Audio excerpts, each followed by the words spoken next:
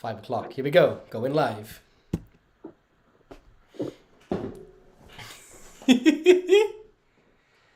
And we are live, I think. Can everyone hear us? Pete, say hello. Hello, Lloyd. You're about as bad at tech as I am. Honestly, it's been a long 6-7 months getting to the point in the live streams where I can actually get everything sort of working. Can everyone in the chat hear Pete for a start? We're live. People are saying there's loads of people in here, man. I've never seen so many people in here.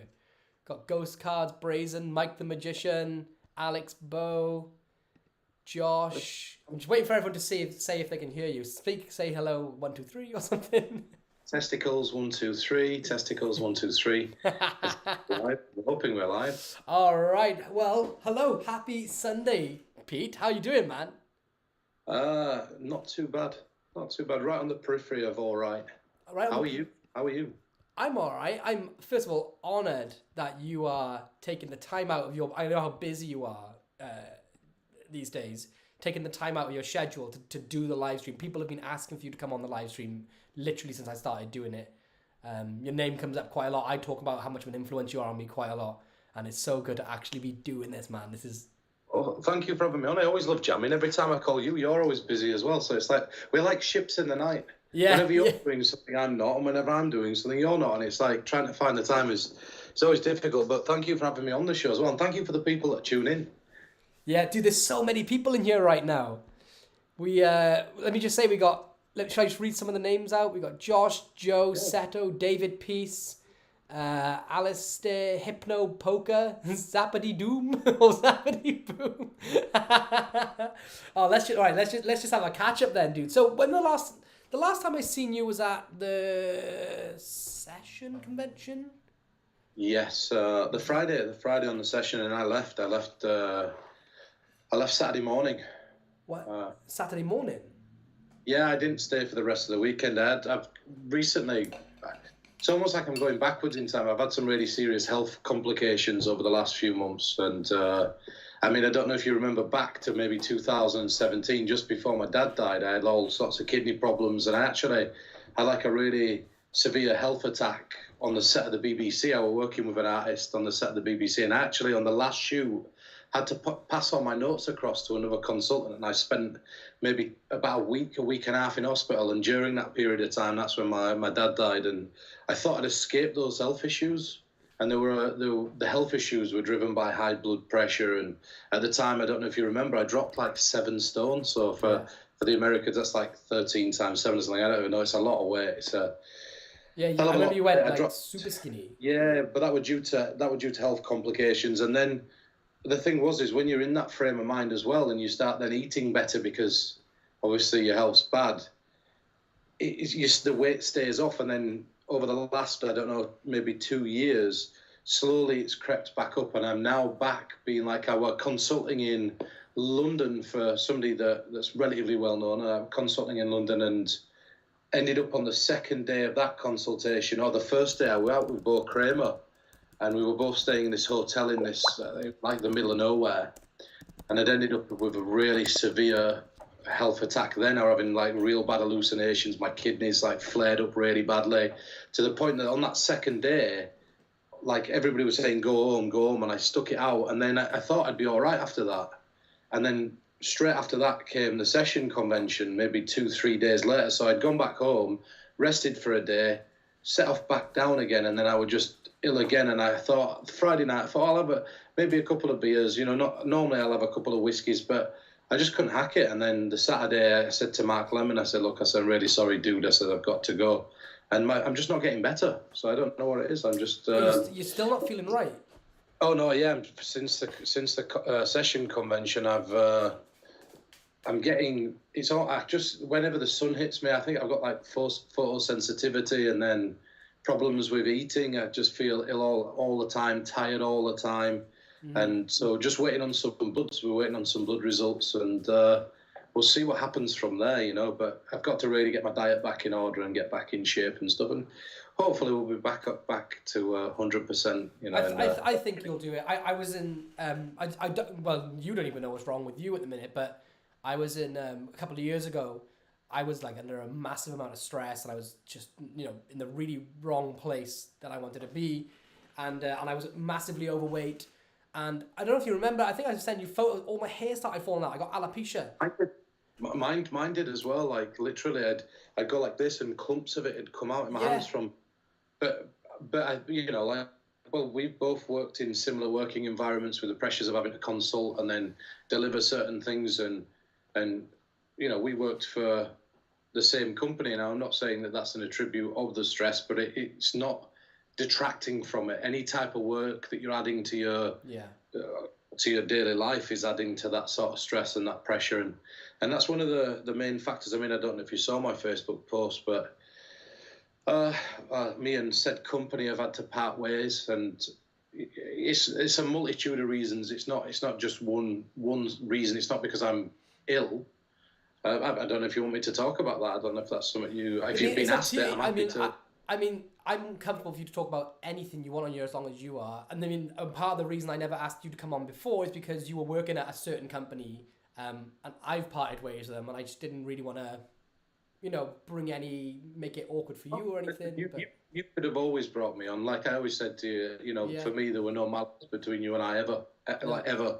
And I tried in between. We've hung out in between and. Oh yeah, of course. I just mean it when you feel awkward and not like sort of know what to. Yeah, no. Listen, I get where it is. When I signed up for the company, I obviously had those health issues. I'd just come out of a serious set of health issues, and that was because I was producing everything myself.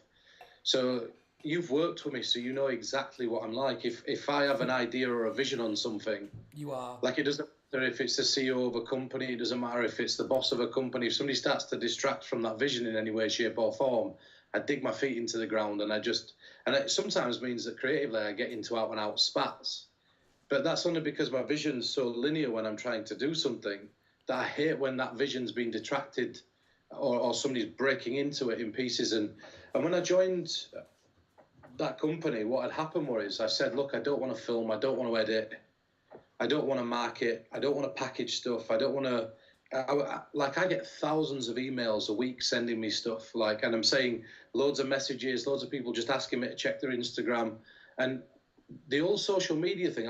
My social media doesn't grow because I don't use it.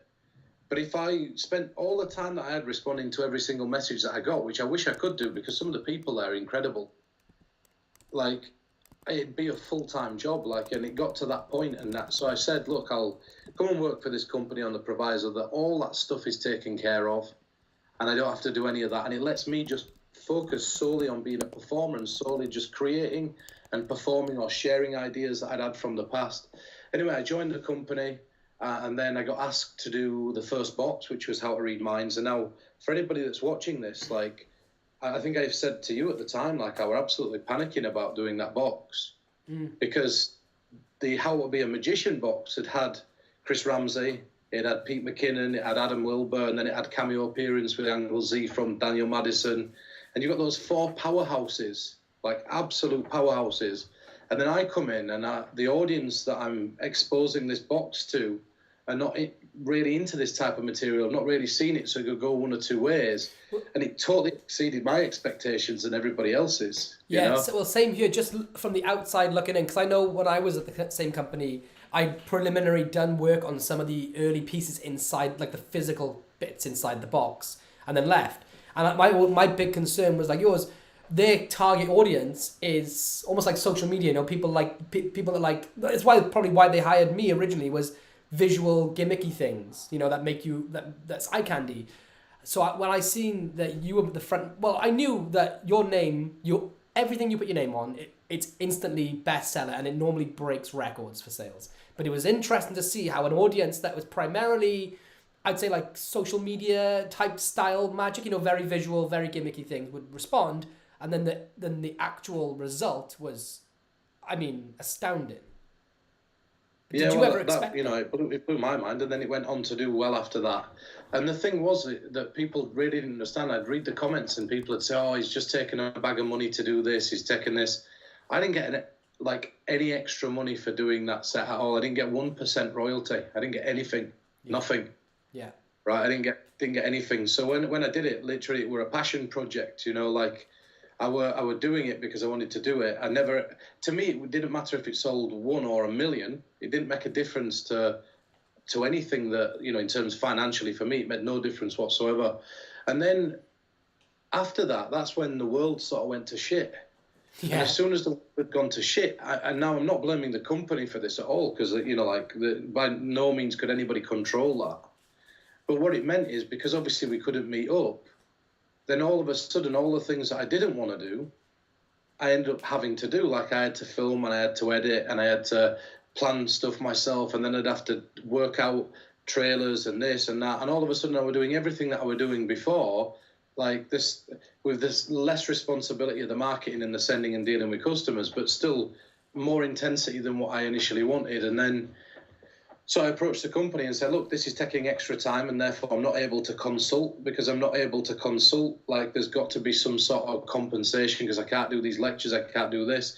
And if you remember back to, pre the world going to shit, I was flying over to Taipei, I was flying over to Argentina, I were out over in Portugal, I were out over in Miami in between that time to shoot the box, Vegas. I was working with artists around the world, and I was having to reduce that down. I could have done the Skype stuff, but I was so busy focusing on just being able to find, because when all the Airbnbs shut and I needed to film something, I didn't have the studio at the time. And so trying to film was like a real logistical nightmare. So I'd have to travel, then I'd have to film, and then I'd bring it, and then I'd edit it. And my internet at the house is the worst in the world, so we couldn't get the footage to who it needed to go to. And then we come outside of it a little bit, and there was sort of a break in the middle. And during that break, I did the Dice Man stuff, where I did the How to Control Minds box. And that idea was just totally decide, and like, even back when you were at the company, that I were going to do that, and then so I did that. And then again, I went back and I was like, look, I'm taking even more time now, because that's a big project, and I sat as EP on that and actually went through every one of the edits, like bit by bit by bit, every single day, like move this, change this. And all of a sudden now that were intense, we had like two to 3 weeks to get that full hour-long documentary edited down. And when you look at how long it takes to edit a documentary, it's sometimes 9 months to a year, to get a really well-made documentary edited down like that. And we were crunching it. We were getting up at 8 o'clock in the morning, starting at 9, going through till 2:30, 3 o'clock in the morning. Then I was going to bed. Then I was waking up, getting some breakfast, rinse and repeat over and over and over again. And that was just for the hour-long documentary. And so, like, slowly but surely, I was out all the time. Like, I was starting to feel ill. And then it sort of gets to a point where you're like, I'm hitting my ceiling level with what I can be offered at this company, like for me, I can't keep going back and saying, okay, well, look at how much money this made. I mean, I'm just speaking theoretically. Let's say something makes $1 million, and I'm not getting 1% of that $1 million, but I am benefiting in other ways from the company. I can't keep saying, look, I want more money, because it's not fair on the company, especially when they've done nothing wrong, and you get to a point where you're cutting off these consultations, cutting off these lectures, cutting off other revenue streams, and also things that, because you don't realise it, you'll know yourself when you're creating and consulting. Like I was just working in Belgium with a guy called Nicholas and his director, Luke, and both incredible guys. I rang you straight afterwards, and I was like, This has totally changed my vision on how I want to approach certain things, like there were a lot for me to look at and have to work out and figure out to get in tune with the way that they think. And so creatively... And you were saying to me, on the phone, that you they didn't rush anything, these guys. No, it were all just genius stuff. It were all just really, they took their time. Everything were well thought out. The way that the effect feathered in and came out were really well thought out. The philosophies, the idea of making it look different to every show. And it were a completely different formula to what I was used to. But what it did is it expanded my mindset to an area of mentalism and magic that I'm not accustomed to.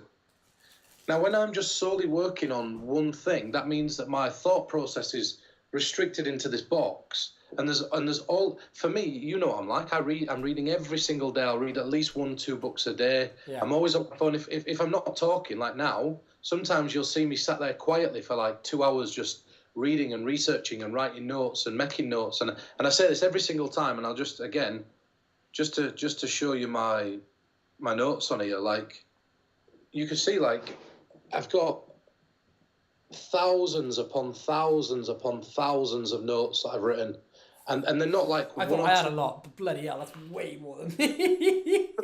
And the thing is as well, like, they're not just like one or two. Some of them are just one or two lines. Don't get me wrong. Do you know what I mean? Like, some of them are just one or two lines, but I'm really mad at like making stuff like that. You don't stop.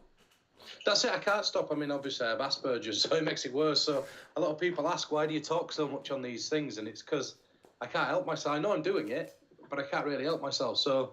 But everyone, listen, just in case you're worried about that, everyone hangs off every single word that you say. It's not like you're somebody that talks non-stop and has no point to deliver at the end. Like, everything you say is intelligent and thought out. Well, thank you. And then obviously when you diminish your creativity by putting yourself in this box and then trying to fight within this box for little. Almost sometimes it's if you're doing something as a team and you have a vision, like for example, we've got the How to Read Minds 2 box that's being developed and it's being built, and I'm working towards some sort of resolution to finish that. And the Royal Road to Mentalism, like Mark and I, we're actively in arrangements to finish those off, because I will get into that in a second. But it's hard because then you start taking on more responsibility, and all of a sudden you're cutting off. You're cutting off other revenue streams. You're traveling, so it's difficult to eat healthy. You're tired all the time because you're trying to then do what consultations you can and this. Then you're filming, and then you're editing, and then you're traveling to film. So you might end up traveling, like when I did the How to Control Minds. This is in the middle of a global pandemic. I drove like thousands of miles. Do you know what I mean? Like in my truck. Yeah. Driving just to be able to go to areas that are open and on the green list. I'm driving to get to these places, so it's hours and hours and hours driving. So it really takes its toll. And then not wanting to go back to the company and say to the company, look, I want more. Do you know what I mean? You can't keep asking for more, and so I think I maybe hit my ceiling limit there. And it's semantics whether it's they can't afford it or I'm leaving because they can't. I don't think they'll be able to afford it, but. I just know that I've hit the point where for the time that I need to invest into that, it's unreasonable for me to ask for what I want. And the only way I'd be able to get what I want creatively, in terms of my mindset and financially, is, and me, finance has never been something that's... It's never bothered you at all. It doesn't drive me. It doesn't drive me, but... I think it's important that when you've got certain outgoings and you have things that have got to be paid for, to ensure that they're paid for. Do you know what I mean? And that's it. And it's not for me. But I also think you must have had some sort of... Because I did for you, and myself personally, when I left the company, for you must have had this moment of realisation that when How to Read Minds went out, and it did so well, that you understood truly your worth, your value as an artist. In terms of monetary and in terms of, like, for me, I was always led to believe that, for a period of time, that if I went solo, I would fail, and for me, the last 2 years have been the most in not just monetary but in every sense, the most successful by 3-4 times over. I never thought that would happen, and I think that must play into your mind when you see How to Read Minds do so well. The thing is, you've got so I'm almost coming at it from a different perspective, because I were quite. So you got to remember that so a lot of people don't know this, and this is something that's 100% true. Like, you do your time in the trenches and you do your apprenticeship, and that's when there's really no money in creating until you start to make big sales. Yeah. And so when I did my very first DVD set with Devil in Disguise. And that were limited to 250 copies. And what I got told is that they'd sell them at £40 a copy. That's what I got told. I took a buyout of £300, and I paid for my own train and hotel out of that £300. And then I found that they were selling the copies for £150 a copy online, and they were selling fast, and they sold out within like 2-3 nights. Like then moving on from that, like really, I did the first Penguin lecture, which were the most downloaded Penguin lecture of all time, the most reviewed Penguin lecture of all time. It was the most downloaded product at the time on Penguin. Do you know that's And that's how I think I heard about your name. Somebody made a website and you could filter, and it was just to filter the best Penguin lectures. And so I filtered by 5 stars, most bored, most comment, most review, blah blah blah. And you were the top person. That was the first time I seen your magic, your mentalism. And do you know what? For that, I think I got like $1,000. £1,000. I got £1,000 for that. But the thing was, I'd worked 2 jobs at the time. I work in 2 jobs, and there were knock-a-door loan companies that had, we'd borrowed money off. Yeah. And by the time I'd paid those off and paid all my outgoings, like, even though I had 2 jobs, I'd never seen £1,000. I didn't know what £1,000 looked like. As 25 years old, and I'd never seen 1,000. And so that was that. And then I did Freeform. And Freeform were #1 for 18 weeks at Penguin, and I got $500 for that. And then by the time I'd celebrating by taking my family to dinner, do you know what I mean? So there were a lot of products, and then Jinx came out, and that was the fastest selling product on Murphy's. It sold out in less than 2 hours in pre-orders, like 700 copies of that, and so I've always had. I mean, I never made the lion's share of the money. Do you know what I mean? Like, it were always I'd always just take little bits, and it wasn't consistent earnings. So, like, anybody who says that anything I've ever done is for cash grab, it's not. It's like, I've always just done things the way I want to do them. I've never shared routines for anybody else. I've never created routines for anybody else. I've always just created for me. And I say, this is my perspective. If you want to buy it, have a look at it, find what fits you. I've never understood this philosophy of people that just solely create for other people if they're not consulting for those individual people, because there's too many different people to try to create for. Anyway, so I almost knew that, like, I had an audience, and I know it's really overwhelming when I go to, like, conventions and the amount of people that come up and ask me for photographs and other things, and it's, for me, I'm just a kid, you know what I mean? Like, I'm just this kid from nowhere that's just been given a microphone and a platform. And when I first started, and I talk about this openly, I've just written something up that I will be sharing some point this year. And I just talked the talk.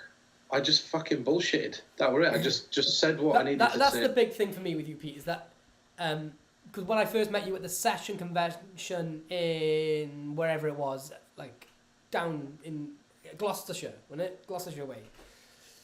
A lot of magicians go to conventions and they act like they're too cool for school, or they pretend like they've got all the secrets and they don't show anything, or they're just there to get drunk. Every convention you're at, you hold court. You basically, it's called the Pete Turner Show. When you walk in, people, 20, 30, 40 magicians huddle around you in groups every half an hour of the day, and you just absolutely fry all of them because, like you said, you literally talk the talk. And I think that's why you get to where you are. Not many people do. I grew into those shoes. Now, I'm not saying to people to go and start being outlandish with your claims, but I wasn't grounded in the same sort of teachings that everybody else was. I couldn't afford magic books, mentalism books. I used to just make my own stuff. That's all I've ever done, And then, anyway, like, that ties to this by saying that. So I don't quantify how well I'll do based on what I'll earn if I were on my own. Do you see what I'm saying? So for me, I'm not really worried. If I went today and then all of a sudden I wasn't earning anything from creating, I wouldn't be bothered, because that's not the way I make my money. I mean, I consult, and I know that's a form of creating, and I do get paid for consulting. But I branched out, and I'm working on, like, television stuff that's outside of magic and mentalism. I'm getting opportunities to work on things that are on Netflix, and I'm getting opportunities to be asked questions by directors, and I also I'm asked questions about motivational speaking and stuff like that, and I consult for speakers and I consult for people like that. And so I'm not really that bothered about, like I said, I'm not doing this for the sales and stuff. But, like, don't get me wrong, that doesn't mean that I don't like creating, and I don't put a specific value on those creations now, because I did 10 years of, like, not earning anything, and everybody else taking... I like how you said your apprenticeship. That's basically what it is. Like, the first... It is, and you've got to stick it out. Yeah. But I'm now at a point... I'm just going to tip this up. I'm now at a point where my reasons for leaving there are just because I know I'm going to be better creatively for it, but that doesn't mean there's any malice. It means there's no malice whatsoever. Like, there's opportunities to collaborate in the future. I'm not closing the door on that relationship. The same as in the past, I've had issues with other companies, and I'd never close the door to those. Those are just creative issues that are solved as soon as what's been said has to be said, and then that's it. Mm-hmm. The one thing that obviously Mark Lemon, he's left as well. So he's who's there now? Who's the CEO? Who's at the company at the minute? I don't know. The honesty is that I've not been on a team call for months. Yeah. I don't really know what's going on with the back end. I know that Davey Rocket posted on his Illusionist that he's gone. I know that Mark's gone, and I was told by somebody else that they'd gone. So I think that there's been some moving around, or not. Either they're bringing new people in. I don't know what's going on. For me, I only really pay attention to what's going on for me, and I know what's going on with Mark because I talk to Mark on a daily basis. Yeah. Now, Mark and I are both sat and we talked about the situation in depth. And this is the last thing that I'll say on it. Really, is that I'm in a position now where I can give somebody the same opportunity that I were given, and to it is work and it takes time, but I'm willing to hand somebody that same opportunity that I were given, and that's the path that I want to go down now.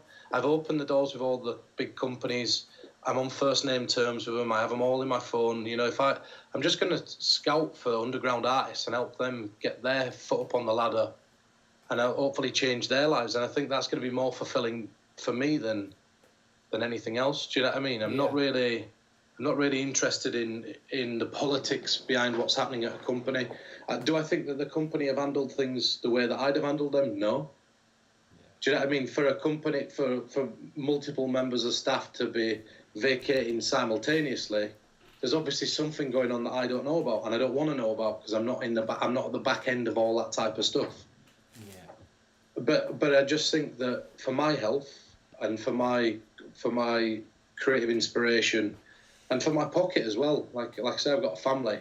I think I'm at a point where I've hit my ceiling there, and I'm just going to part companies, no malice. I'm still friends with the people that are there. I'm not going to turn my back on any of them. I'm not still going to be visiting them, still be hanging out.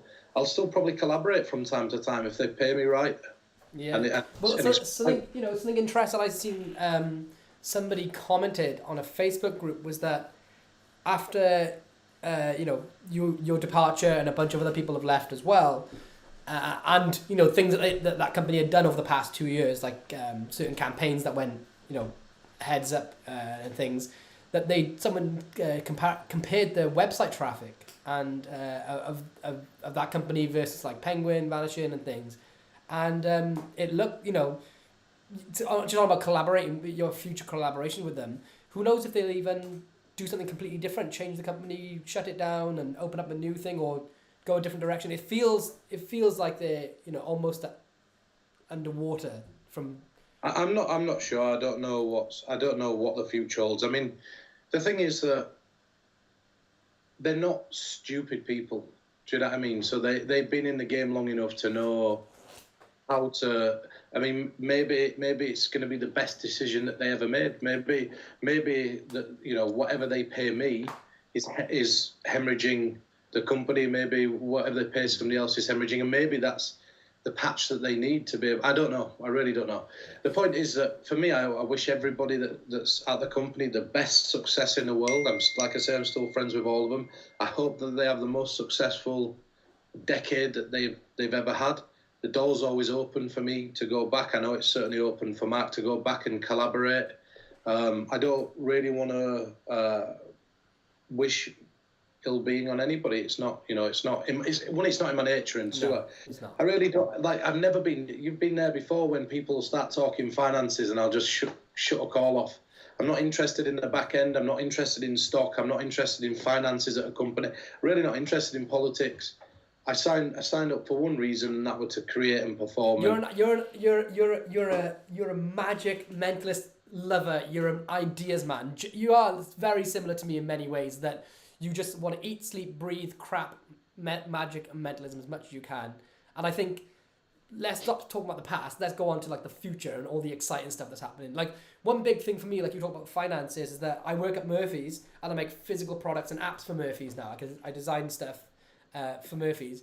But the things that aren't physical or apps, like the ideas, I put on my channel because I'm like you. I just don't stop thinking about ideas and things, and I want to share them as much as possible. So when you mentioned about working in Belgium, and these guys changed the way that you think about mentalism now, because because you're literally you're changing your whole sort of like dichotomy of your life in mentalism and magic. What sort of changes came into your mind, and what sort of future does that show then for your mentalism? Well, it's going to sound really weird, but it wasn't really changes to move forwards. It was to go back to things that I'd let go. So like, it's very easy for the watering hole to become poisoned. Yeah. And so when we go back to 2014. And 2014, maybe earlier, 2012, but 2012 is fairer. 2012, there wasn't really such thing as the type of mentalism that I were doing. And so there were two camps, or there were three camps. There were the camp that were on the fence, the camp that really despised me because I was shaking things up, and then the camp that sort of accepted me and watched it and embraced me and championed me. And then slowly but surely, I worked my way around and fixed the group that were on the fence to come in and work in and, championing me. And then the group that hate me, bits and bats sort of dragged off, but you're never going to please all the people all the time, right? And what I'd find is that I'd ask those people, because the saying is the squeaky wheel gets the grease. So I were a people pleaser. I wanted to please those people. So I said, well, what should I do to fix what I'm doing? And they said, do this, this, this, and this. So they'd give me this piece of advice, and then I'd say to somebody in this group who were already on my side, what did you like the most about the routine? And then they'd point out that they liked the bit that this person had told me to change. So now if I changed it, I were annoying this person and pissing this person off who would give me this piece of advice. But if I didn't change it, I were pissing this person off, and it looked like I were just listening to what they had to say and then not taking on board everything that they had to say. So what actually happened there is that creatively I ended up being pulled in multiple directions to the point that I was spent. And that's when I just decided, look, I'm not going to please people anymore. But one thing that I used to do is I used to be into like really interesting stories and premises and plots and ways to create material that were different. Like I'll give you an example. So I've this show that I've built and I've created. It's finished. It just needs the nuts and bolts tightening. So the actual writing process of it's done. The stories are all in place. The effects are in place. Of course, it's subject to change. But I used to hate like asking somebody to think of, like, let's say that I said to you, think of a number for me, Lloyd. Right? Okay. You don't actually have to do it. But I used to say, think of a number, and then I'd roll into this routine, right? And that'd be it. And I always had like this, years ago, when back in 2013, 14, I had this childlike way of creating like a little plot to lead into that number. So I'll give you an example. And it's true this, when I was a kid, and it's still true now, my favourite weather of all is the rain. I hate the sun. If it's raining now, I'd literally go outside and I'd do an Andy Dufresne and I'd hold my hands up and I'd just let it soak me. I love the rain, right? And as a kid, I used to sit on the windowsill looking out. And every time the lightning flickered through the sky, I'd close my eyes and I'd count until I heard thunder rumble. So I could work out how far away the lightning was from my house, right? And I used to sit for hours doing that. And so I'd ask at the table, is there anybody else that used to do that? And somebody puts their hands up, right? And I say, for nostalgic reasons, would you like to do it again one more time? And so now, let's say that we were in a slightly dark room and I asked you to close your eyes. I'd get everybody at the table to take their mobile phones out and put the flash on. And I'd say, right, I want you to keep your eyes closed. In a moment, through your eyelids, you're going to see thunder. So you're going to see lightning flicker. And when you see that, I just want you to silently in your head count until you just imagine hearing thunder rumble. You won't actually hear it, you just imagine it. So now everybody takes a photograph and the lights flicker and you can see it through your eyelids. And you silently count now. And as you count, then you open your eyes and you say, right, and I say, you've got a number inside your head that there's no way that anybody could know. It's a secret number that's only important to you.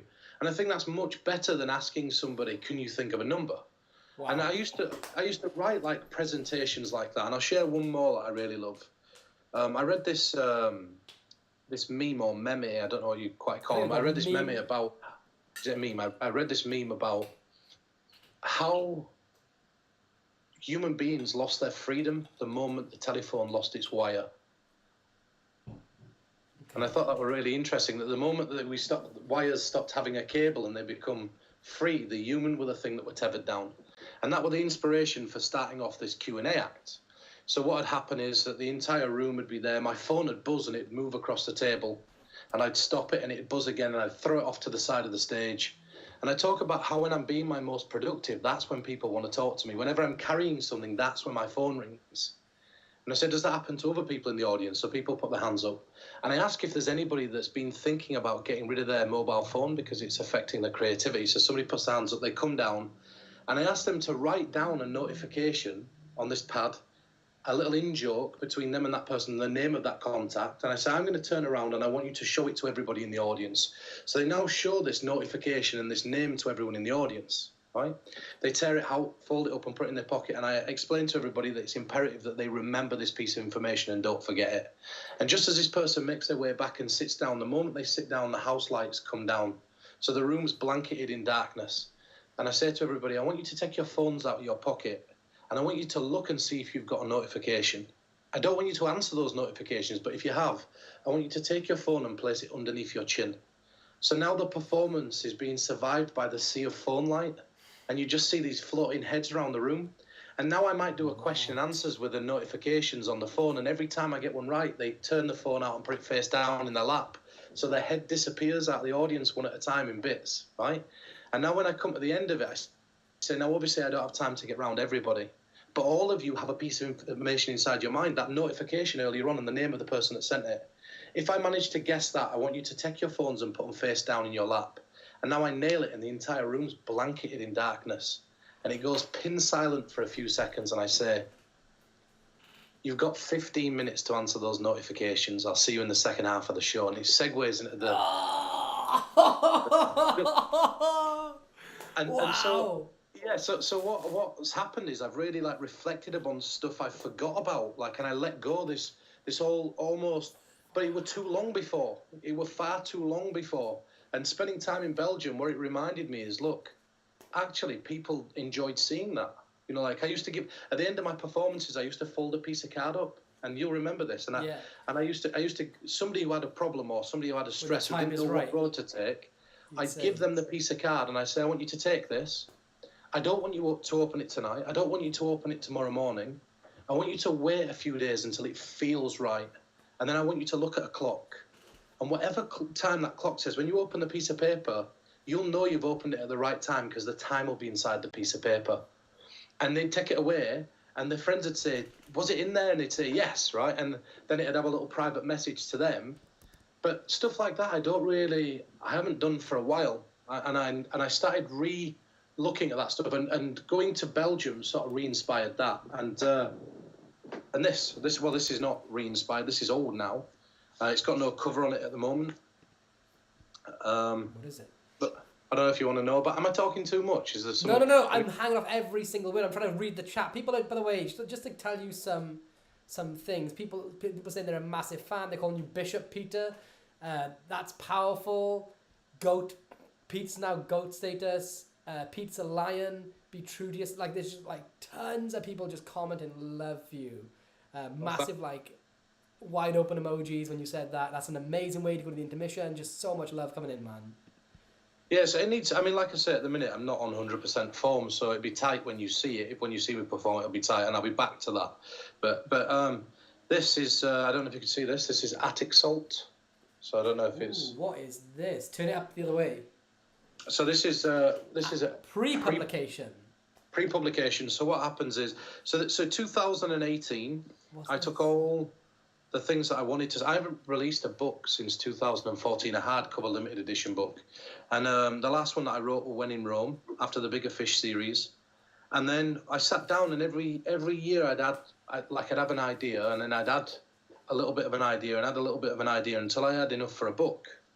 And it'd talk about some of the greatest little things that I do, some of the nicest little things that I do. And every single line in this book is special, right? And I got it finished. It were really scrappily written. I sent it to Michael Murray in 2018. This is pre-illusionist. But the beauty of this is, and this is something that nobody knows, I don't know if you can see the name of the author. Henry E. Lyon. Lyon, yeah, Henry E. Lyon. I didn't want biased reviews. So when I wrote the book and then it got proofed, I wrote it under the guise of being called Henry. Every story in the book's true. It's just the characters and the relationships that have been changed. And then I sent this to pros that had negative opinions on my previous published work. So I sent it to them and they thought that it were this new artist that had never been out in the public domain before. And this were the first book. And I even created like a false email and sent them review copies. Did you actually do that? Yeah, I did. Yeah, and and then there were some people that really loved my stuff, but you wouldn't be able to tell it was me if you read this. Yeah. Not that the methods and stuff are not in line with my thinking, but people like Ian Rowland said, "You've got a 2-tier quote coming from me." He said, "It's that good. You can say whatever you want, and I'll endorse it and say that that's what I said." And to get like a quote from Ian Rowland like that, I showed. I sent a couple of the routines from Chris Kenner, and Chris Kenner said that it made him feel like a kid again. And he couldn't stop telling his wife about how incredible it was. No. Yeah, I've got loads of these reviews, and I sent it to Paul Brook. Now, Paul's a corporate mentalist, so obviously Paul doesn't like not that he doesn't like my mentalism, but it's not his style. It's different. He can't sit and he can't afford to spend 4 or 5 minutes. Situational magic and mentalism is very different to gig mentalism and magic, yeah. But he read this, and when he read this, he sent me a message back where he said, "I know you didn't ask for this." He says, "But because you knew," he says, "This book's going to change people's lives and their life in mentalism." He said, "And I felt compelled to write you a forwards, which I've sent along with the book." So Paul Brook, master mentalist Paul Brook, sent it across. Richard Bush has not given a testimony to anybody for years, and he sent me an A4 testimony. For some of the stuff in the book, yeah. So did any of the people that were your critics that you sent it to anonymously, did any of them come back and say anything? Yeah. I'm not going to say who they were, but I'm going to say you'll see the list of quotes that were sent, and it was really brilliant to sit there and know that. I think what it was with my name on it before, they'd not have read it, but now the cover's not going to look like this, so it's going to be a faux leather green leather. It's designed. It'll be out mid-August. That's not far away. Pardon? That's not far away at all. Well, it's been 4 years in the pipeline. Like the introduction to this, like I say, is when you look at the intro, it was... Jamie Salinas is asking, what's the name of the book again? It's called Attic Salt, and it's going to be available at www.mindfx.co.uk. Now, So the forward were written in 2019 when I'd finished the book. I always write the forwards last.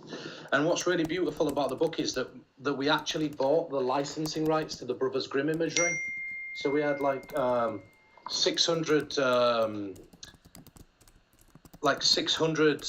What? Hang on. Sorry, I was typing in the name of the book. You've got the Brothers Grimm imagery in there. Got the licensing rights to all the... this obviously is not... This is just a pre-proof one for me to read. But yeah, you can see, we've got all the Brothers Grimm imagery inside there, and I'll read the last finishing page, and should give you an indication as to the rest of the book. And this is my absolute favourite bit. So, obviously there's paradoxes in here. There's kid stories, so a lot of people don't know I'm actually an author of I write stories. I write a lot of stories. I read a lot of kids' books because there's no barrier in terms of the imagination that's set when writing those books. So they give you the best mentalism ideas. I was reading one called The Talking Mirror.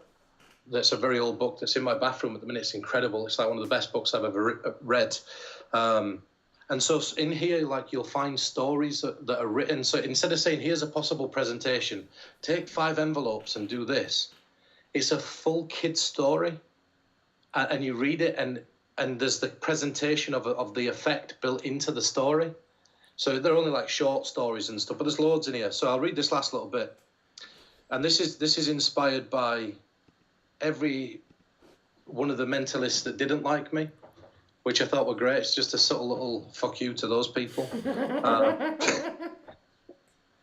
So it says, I always feel a little sad when I read the ad copies that other mentalists put out to compliment their new books. Every time I read the claim that this book doesn't contain pipe dreams, I die a bit inside. From reading this book, I hope that even though the methods are solid and reliable, you see that it's full of pipe dreams. Mentalism is supposed to be all the things that dreams are made of, and much more. From now on, every time someone says no pipe dreams, somewhere a fairy will die. Save the fairies. Henry, 2019. But it's like written like that. I mean, when you see the cover and stuff, you wouldn't know it were a magic book. Like you really wouldn't know it were a magic book. It's got the gold foil with the bits on the side, and yeah, so that's going to be available.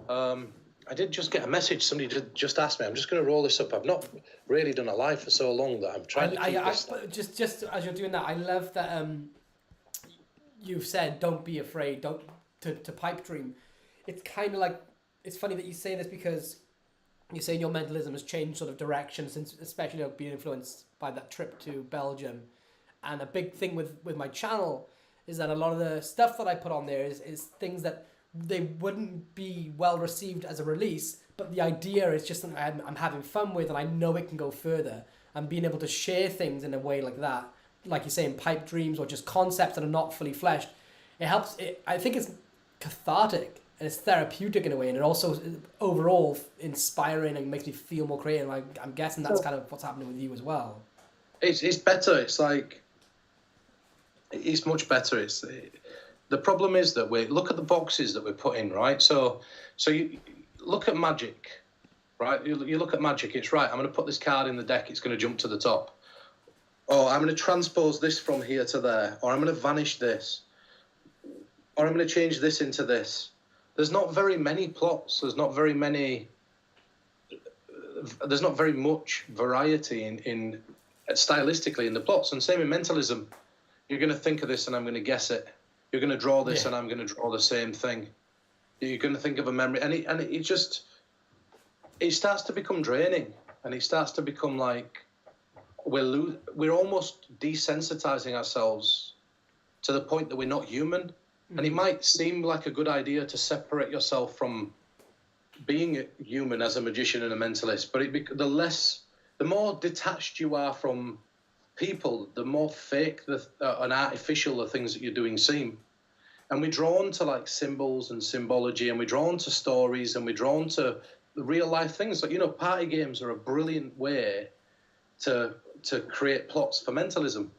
And the reason that they're so good for stuff like that is if you look at parties, like party games, well, those party games are naturally fun. If you add an element of mentalism into them, you're still having the same fun, except there's also that air of vulnerability where... Entertainment. Yeah, that's it. It's and also they're designed to be icebreakers to sort of bring you together as well. That's it, you've got it, and that's... Do you know, it's so funny, like, so, you know me, I'm a creator, I don't perform, I'm terrible at performing, and over the last 7 months, I've been performing tricks to Kaylee on my channel.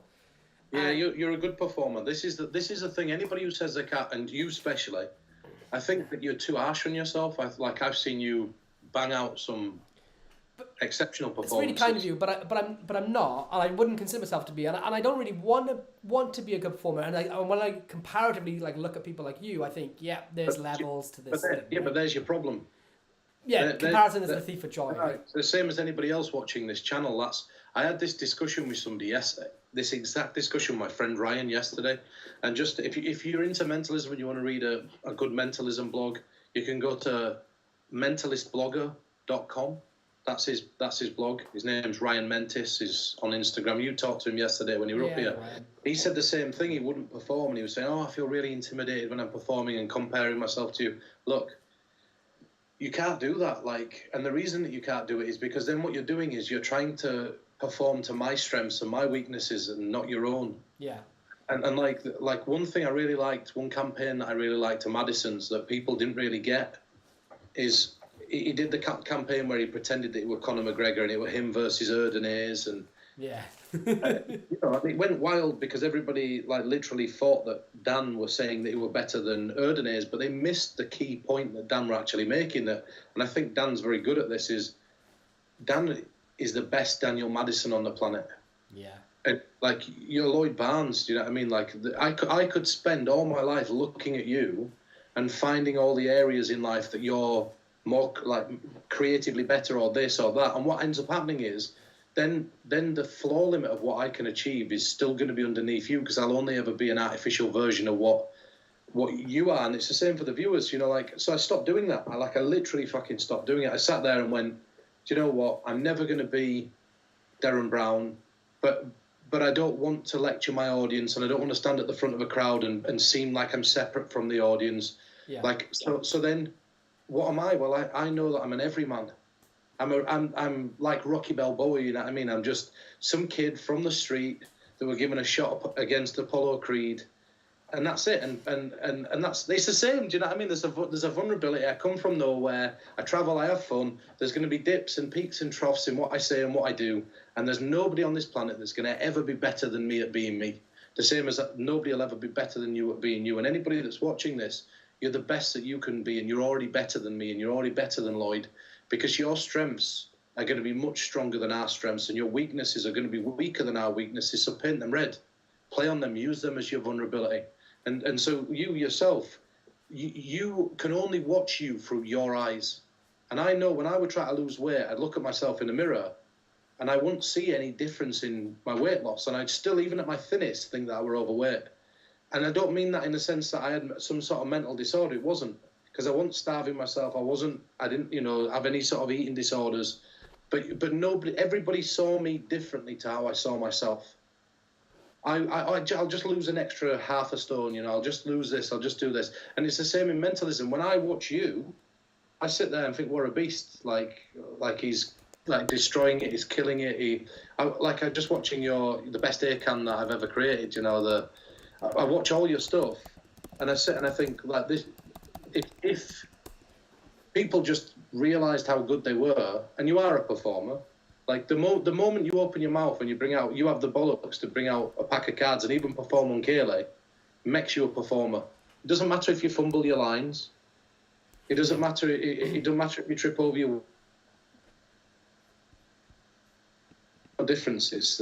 You just, you know, just only focus on getting better at you. If for these people watching, if you were worried about being a performer, or you get imposter syndrome, or you think to yourself, look, I'm a terrible performer, don't think that you're alone, because I think like that. Yeah. I sit, and last week, you know, I sat and thought to myself, God, that were a shit performance, and I'm terrible, and this. But the moment that you sit there and think to yourself, I'm a great performer, is the moment that you stop getting better.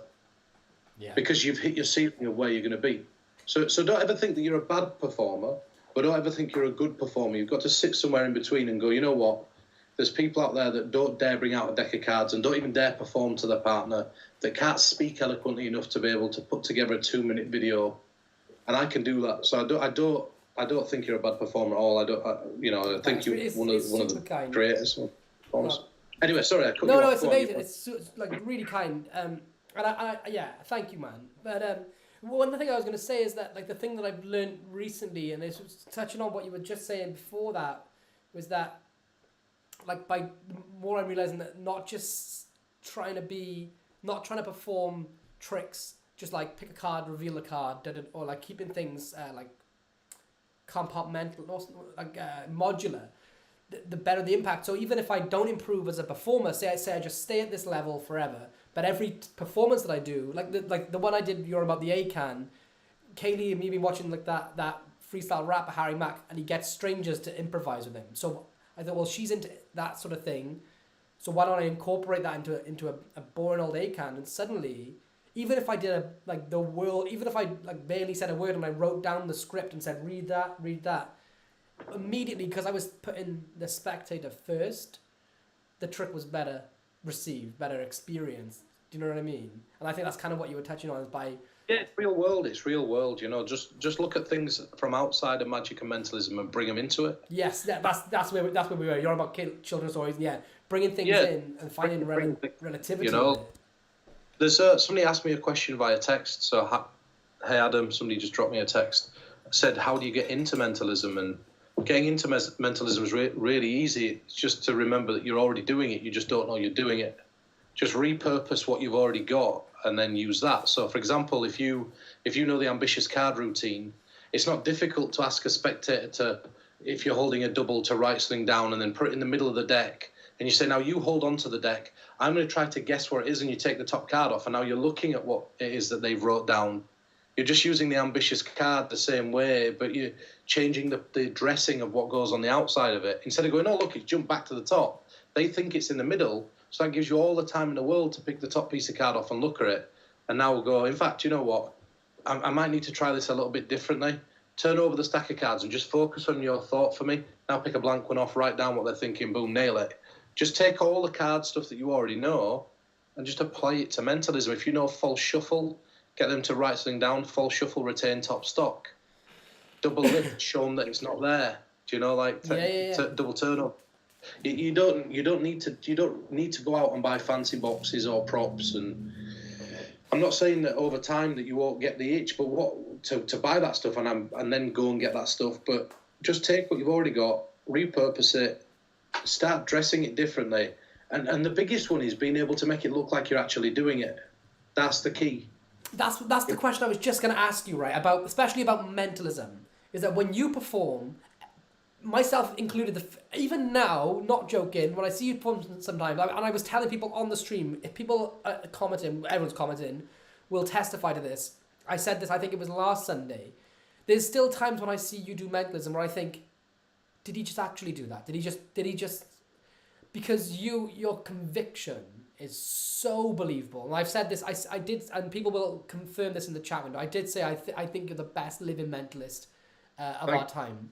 And I wanted to ask the question, two-part question. A, I think you're the best performer to magicians that I've ever seen. Magicians perform for magicians. I feel I'm better at performing for magicians than laymen because I've had to do it so much by doing the convention circuits and everything. But you are on another level. I think, A, what advice do you have for people that are primarily at conventions or working in the industry for performing for magicians, and then more importantly, that selling it as real? You know, you get that moment when you look at someone and you could just crack a smile and go, oh, sorry, I'm just bullshitting you. How do you get over that and just sell it? You know what I mean? Because magicians don't perform to magicians. Yeah. That's the trick. It's a weird line. What happens is you go, I'm performing to a magician, so I'm going to treat it different to how I perform to somebody that's a regular person. And it breaks my soul when I sit with somebody and they go, I'm not going to show you all of this, but I'll just show you.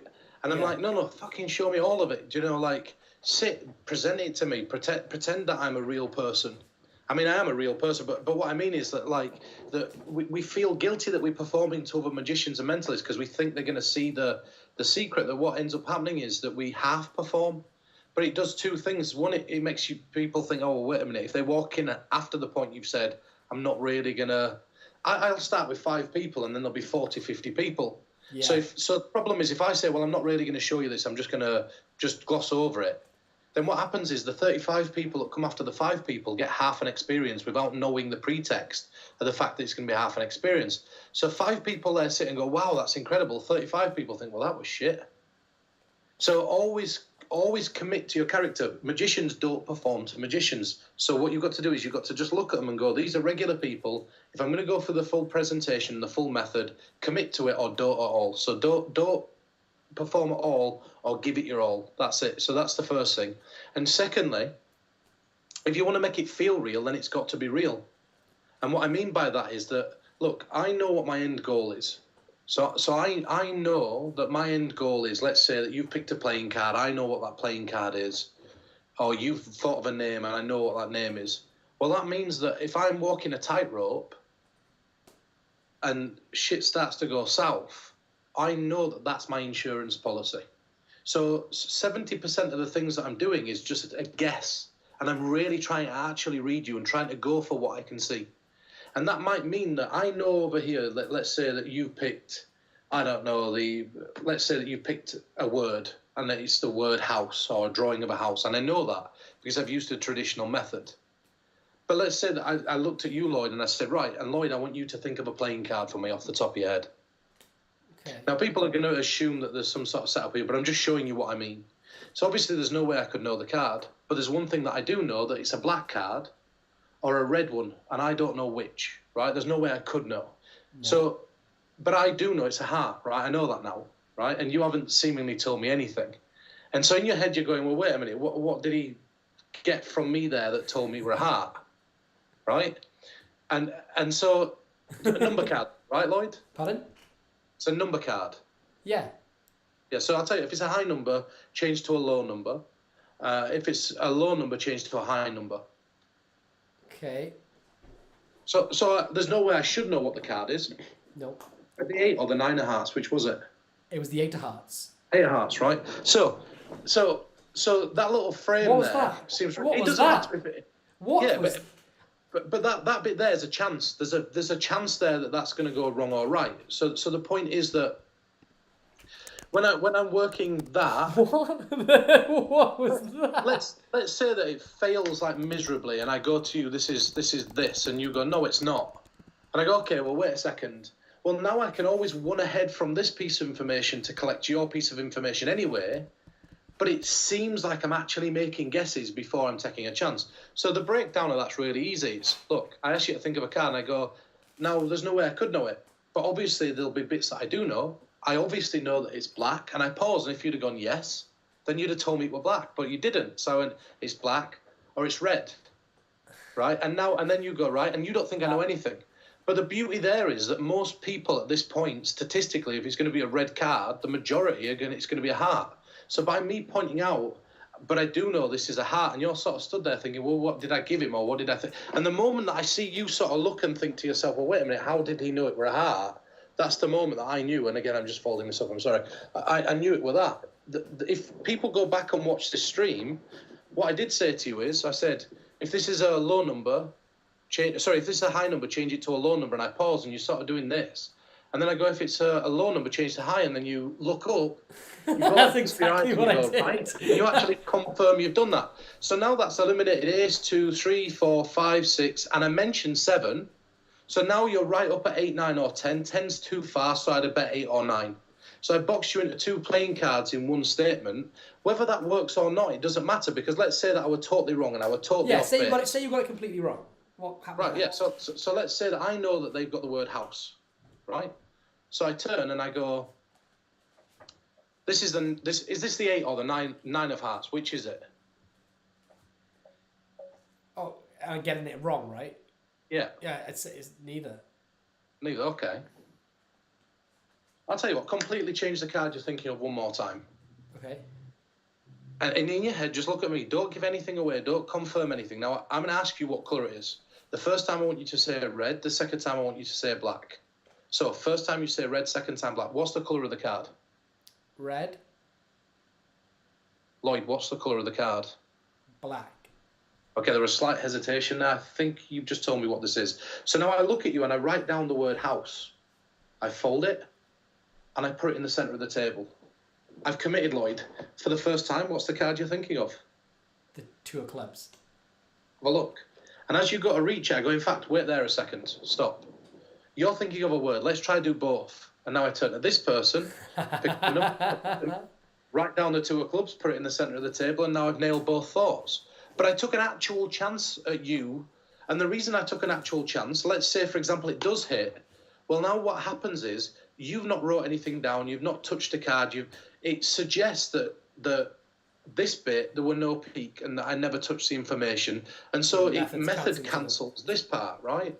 And the idea is that if I can get that, great. If I can't, I'm still can run ahead and collect both, and I've only lost 10 seconds, 15 seconds, right? So I'm formulating routines in ways to be able to make it seem real, because the actual fact is that to a degree it's real. It's like if, just not to go off onto too much of a tangent, but let's say that I take one of these. I've got a card. Just think of the first small number that pops in your head, but don't say it. Okay. Now, the reason I said small numbers, I didn't want you to go for a number from 1 to 52. It's got to be within the range of, 1 to 10 or ace to 10. If you're thinking of, say, 1, 2, or 3, think of a diamond. If you're thinking of a 4, 5, or a 6, think of a club.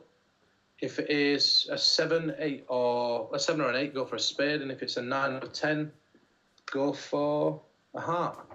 Okay. I think your card, from looking at you, I'd have bet that your card's won. Did you go for the four of clubs? What was it? It was exactly the 4 of clubs. What the hell, dude? But I had the 3 of diamonds, but I didn't need to show that because when I asked you to think of the suit, when I asked you to think of the suit, I noticed you were nodding more on clubs. So I was like, okay, chances are it's going to be the 4. But I'm looking for things like that, and I'm doing it for real at that point. And I hold it up and I go, is the card you're thinking of the 4 of clubs? And then if they say yeah, I go, good. Throw that back in the deck. If you'd have said no, I'd have said, what is it? Chances are now it's going to be this 3.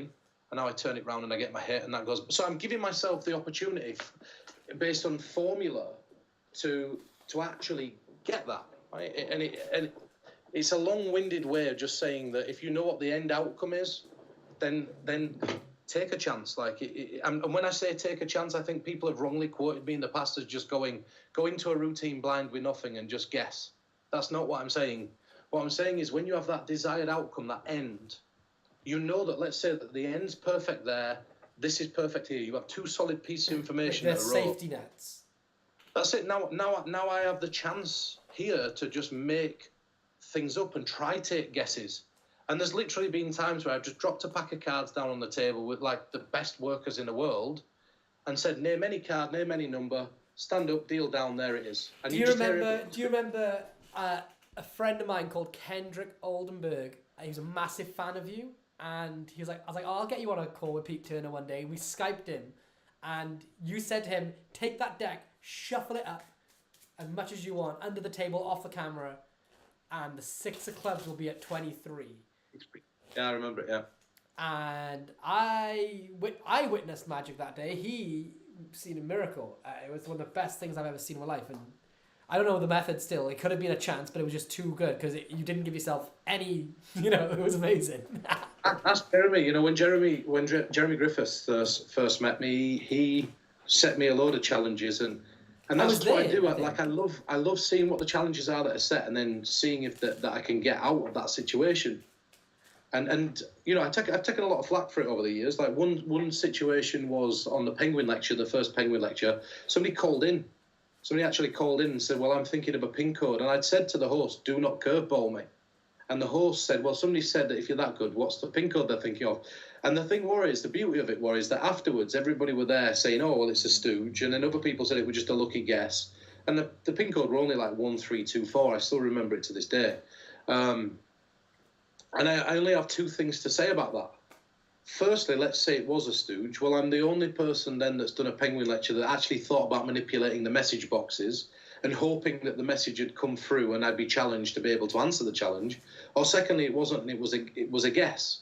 It doesn't make a difference because it had been a radio show and one of my callers had got through, let's say it was a stooge, and my caller had got through, well, now everybody on air has just witnessed a miracle that can't be repeated based on one of the callers that merely called into the radio station.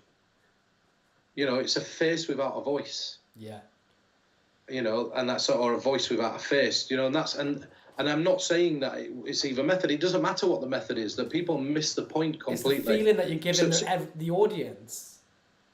Just go for it. Just go balls out. Like, give it your best shot at making it seem real. Take a chance. Look at somebody. Try to work out how they think.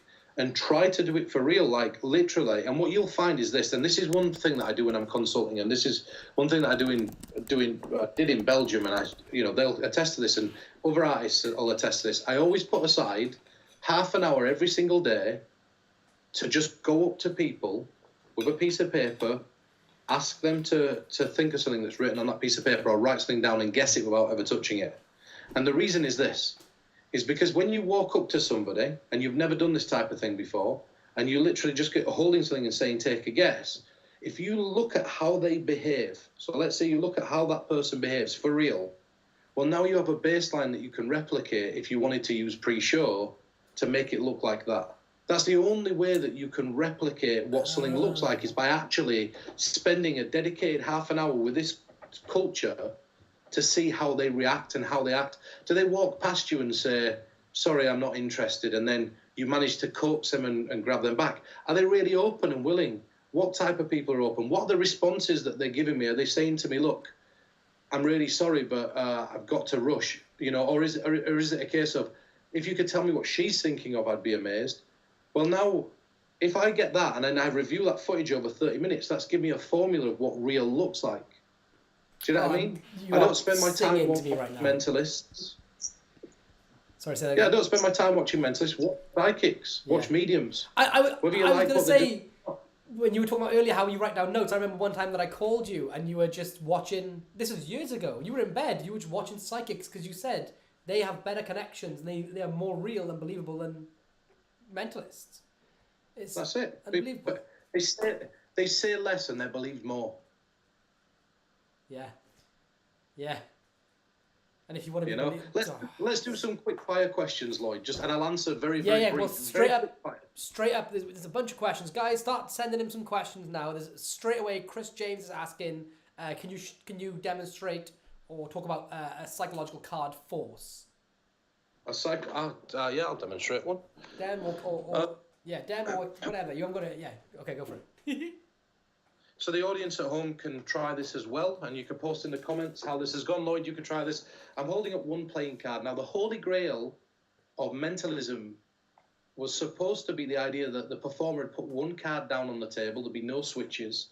The person that were getting the information or receiving the information would think of one playing card, you'd turn it over and it'd match. So I'm going to try to transmit the identity of this playing card into not only your head, but the viewer at home. Now, I didn't know this question was coming up. But what I want you to do, Lloyd, is think of the value of a card and ignore the suit. So everybody at home, if you want to do this, sit with your feet flat and just listen to my voice. Think of the value of a card, but ignore the suit. Now, chances are that you and everybody else are going to be miles off what the value of this card is. Okay. So if you're all thinking of a number, anybody thinking of a number, change to a picture in your head. If you started on a picture, change to a number, just so you're somewhere brand new. Now, obviously, I couldn't know where you are. But if you're now thinking of a number after changing, think of any number you want. And if you're on a male court card, change to a female. Anywhere else, just stick. So you change your mind a number of times. Mm-hmm. And what we're doing there is using counter-intuition, because what we often do is trust ourselves and then change. So we're actually going back to what our subconscious thoughts had been telling us initially anyway. So I want you all to think of the suit that you feel best fits this card. So, for example, the ace, we know the spade would just naturally fit it the best. Now, this is not a spade. Right. But Lloyd, what were the suit of the playing card you went for? The suit only? Yeah. The suit is a heart. Okay. Hopefully the viewers at home went for a heart as well. What were the card you were thinking of, the full value of the card? The Queen of Hearts. Fuck. Yeah, I went for Queen of Hearts as well. Shut up. Oh, right. Whoa. You didn't switch for that or anything. No, it's hopefully everybody else at home that followed that went for Queen. I'm not the best that I am at the minute in terms of focus, but I'm. That was insane. Yeah, there's loads. So there's absolutely loads of card forces. There's untold amount. If you play that back a few times, that were based on the O Force and based on something of Russ Andrews. It's called the reverse restriction principle. It allows you to do that. It doesn't necessarily mean. People are going to assume that there was something set up between us anyway. I'm going to be asked that question, but it doesn't matter. Look, I'll do it again. We'll play one more time. Now, obviously, you know, Lloyd, that playing cards over the years have been used for many, many mysterious things. We know that. They were used in cartomancy.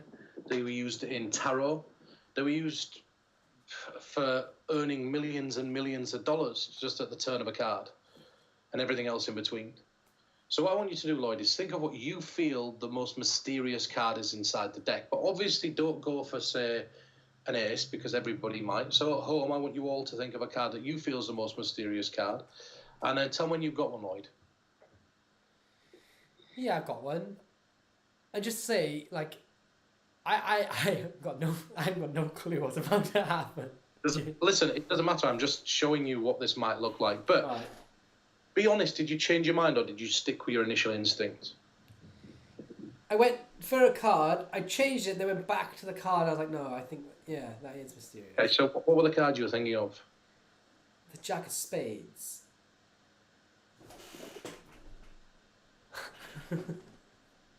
So there's loads of like different. It's cool, isn't it? Right? There's loads of like little forces that you can use. I went Jack of Spades, Eight of Spades, Jack of Spades. Well, you have a really interesting psychological force that I've used with great success. Like I said, there's hundreds and hundreds, and I'm just taking these. There's hundreds of different forces. I'll give you one for free. I'll give everybody one for free that you can use in any situation. Lloyd, take your deck of cards. Got it. This is what I want you to do. Shuffle them face down. Okay. Are they marked there? No. Okay. Tallies. Close your eyes. Close your eyes. So that you genuinely can't see what you're going to pick. Okay. So spread through the deck for a second and take any card out and show us all what it is. So what I want you to do is just quickly, everybody's seen that card, put that card so it's hanging out of the deck so you can retrieve it, but you don't know where it is and you're not going to look at it. Okay. Just keep it there for a second and keep the cards on camera and then open your eyes and look at me. I don't want to see it, so I'm going to try and cover it. Okay. It's all right. Doesn't matter. Now, obviously, you don't know what it is, but that's fine. Do you know, just a quick question, just so that we take a personal piece of information. Do you know your long bank card number off by heart? Yeah. Yeah, I do. Instead of sharing all of it, because that won't be very fair, just focus on what the first digit is. Okay. Now, look right at me for a second. And just in your head, imagine telling me what this number... In fact, just take 2 off or whatever this number is. Okay, yeah.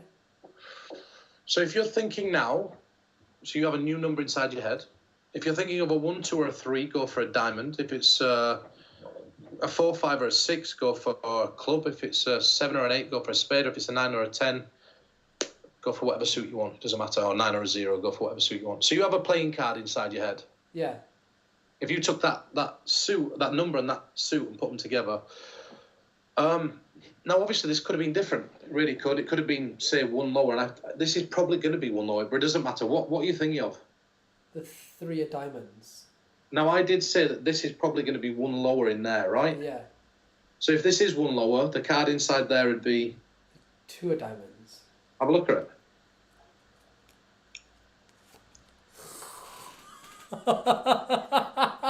So that is very that is chancy, and I'll share the method. I don't mind sharing the method at all. I think this is past spent. How do you know my bank card number? I'm just going to pull this off the top of here like this. This is probably going to blind me with light, but if I sit back, it should be fine.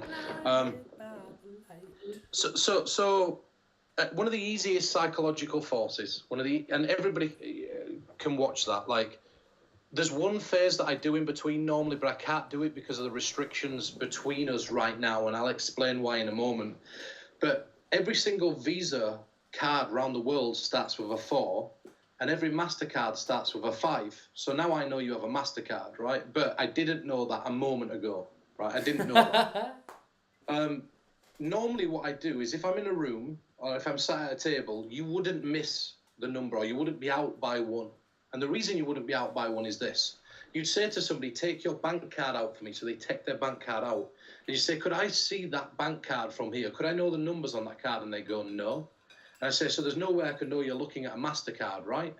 Now, if they go, wait, now how does he know that? I now know it's a MasterCard. If they turn around and go, I'm not. And I go, no, I'm joking. I can't see that or the numbers. So either way now, I know they've got MasterCard. Yo.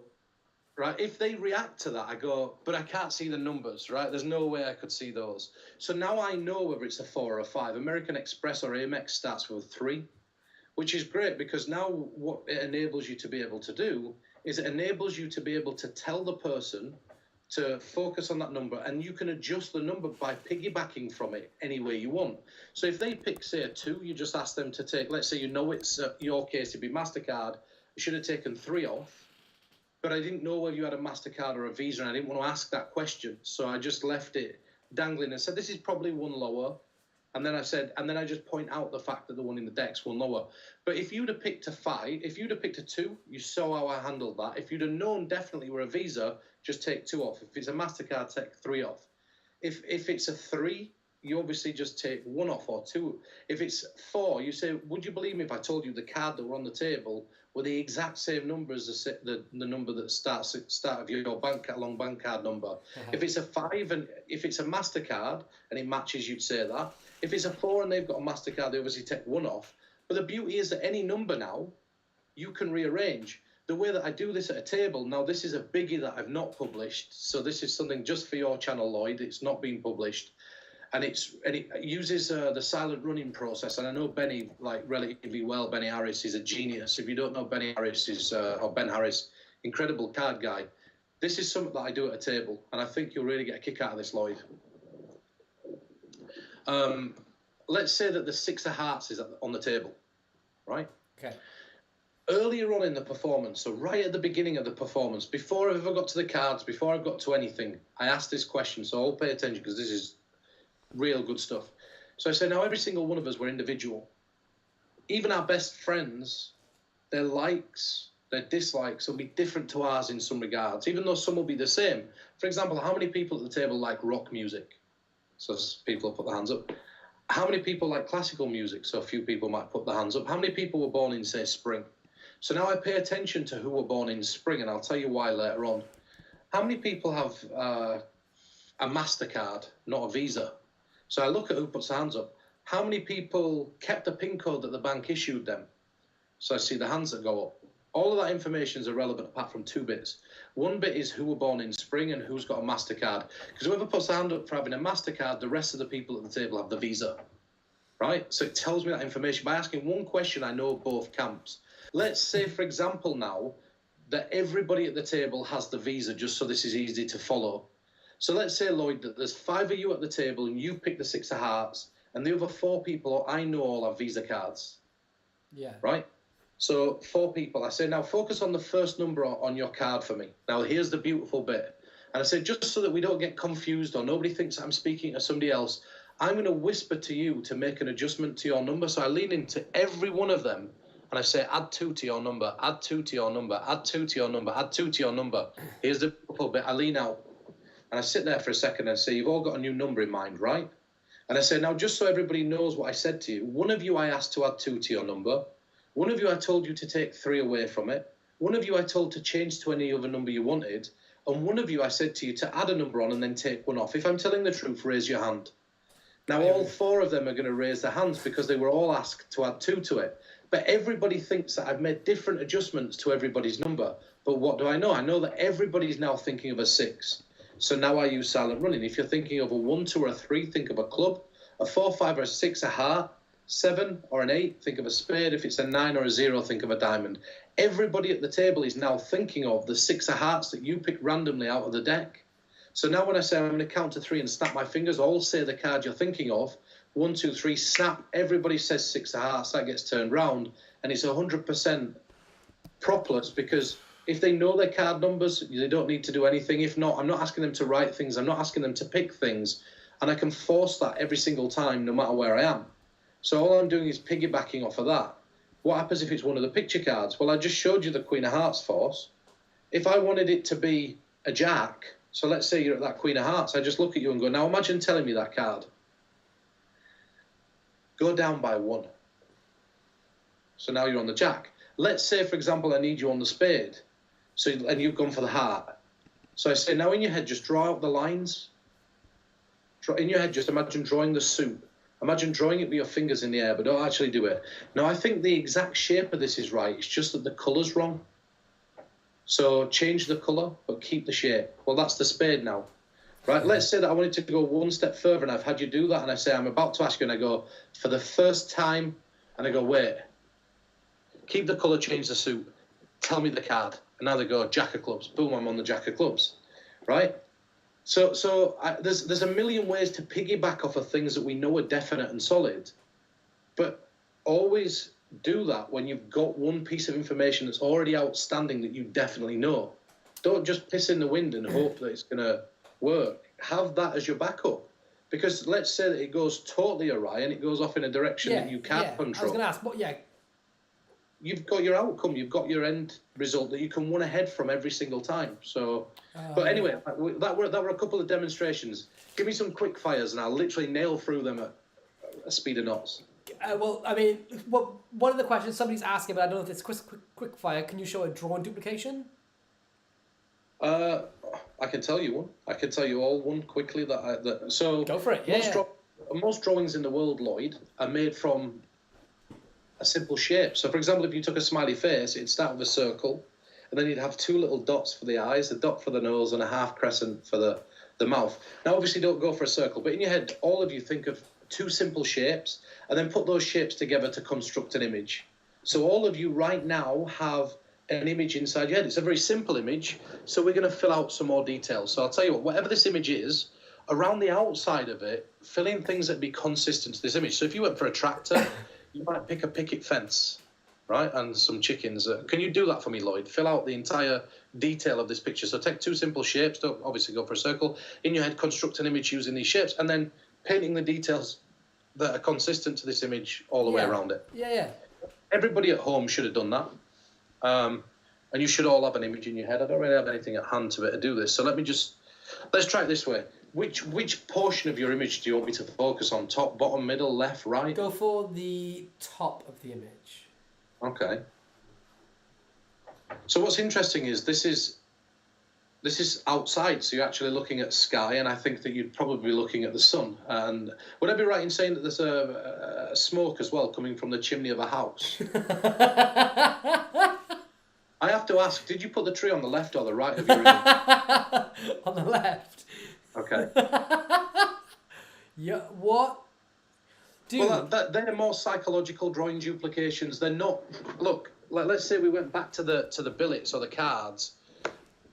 Taking that ambitious card routine that we talked about earlier, like there's a very easy one that I'll give you again for free. Like and like I say, the only reason I'm sharing this is because I know that your subscriber base is magicians and mentalists, and I don't want to be one of these people that are seen to be exposing, but this is my stuff anyway, so I can choose who gets to see it and who doesn't. Imagine I handed you a piece of card, so this would be blank, it wouldn't be a playing card. You take this, you write down the name of an image, or you draw an image and write where it is. One little tip that I found is that if you're going to do a drawing duplication, ask the person to write where it is as well instead of just drawing it. People make that mistake. Now, my justification or motivation for doing this is simple. What I say is that there are two types of people, creative people and analytical people. If you've made the drawing and wrote underneath it where it is, it enables me to ask questions that appeal to both sides of your mind, and therefore that'll give you the best chance of being able to find what this is. So they draw it and write it. What that secretly does is it means that if their drawing looks like I'm going to know what it is based on the writing. This is the move. They take it, let's say it's this, and I say put it in, so they shuffle. So I shuffle, they get mixed. I go like this, they shuffle some more, take them, you mix them, and of course now I know what the drawing is. And the reason I know is because all I'm doing is, let's say this is it. I milk this to the bottom. These continue to be shuffled. It's still at the bottom. I retain the bottom. It doesn't matter if some drop out. It's a mess as long as it's not theirs. Now, as I got to square these up, I just look straight through my fingers and I can see their drawing. It actually gets shuffled in. Take them, get rid of them. I won't touch them. It doesn't matter how you get to the drawing. What's interesting is how you reveal it, right? Getting the information is the easiest thing. I mean, obviously, I just showed you a quick psychological drawing duplication over whatever this medium is. I don't know what it is, whether it's Skype or YouTube or what. I don't know. But sort of thing. But the point is that it's about how you reveal it. And you know, for me, how amazing is it to sit at a table and ask people about themselves? What happens when you find out that one of those people's an artist? And that every single day they spend hours upon hours looking at images. And you said, do you ever just sit there in public and when you look at something, you stop seeing people and houses and trees, and what you do is actually see compositions for your next pieces of art? And they say, yes. And you say, now, could you think of an idea that you've had that you were about to draw or you're about to make, but the bare bones of it? So if you reduced it down to a simple image, and I give you a pen and asked you to draw it in less than a minute, do you think you could do that? They'd say yes. And now I'm not duplicating a drawing. What I'm doing is taking the way that an artist sees the world, the way that they look at a person walking down the street, or the way that a photographer would see the waves crashing up against the side of a lighthouse. At the exact time of day that they're imagining it, the exact image that they have for a drawing that they've not yet even started to make, but it's the next one in their series of art that they're going to make. And now I'm not only duping the drawing, I'm seeing their vision. I'm looking through their eyes at the way that they see the world. I'm predicting the future, right? And now it's much more than a drawing duplication, because I found the person that were going to be the artist that I'd be using to perform that piece on. If I come across an accountant, that's the perfect person to do an add a number effect on. If I found somebody that's an English teacher or a writer, that's when I focus on words and I focus on maybe a book test. Somebody that's a librarian, a book test would be the best test in the world, because what I'm doing is I'm naturally finding the skill set in the real time that belongs to the person. So instead of going, look, I'm going to work on a book, this here, I'm going to work, what you could do, if you go around the table and ask, like, what is it you guys do? You know, and you ask around the table, and let's say that your set normally went playing card force or playing card, drawing duplication, number piece, confabulation. Well, then find the person that plays poker in their spare time to perform that routine on, that loves playing online games. Find the person that's an accountant or works with numbers. Find the person that's the artist and learn a series of different tools and only apply it to those people. It's actually better because the presentation opens itself up. Only an artist is going to see the world the way an artist sees it.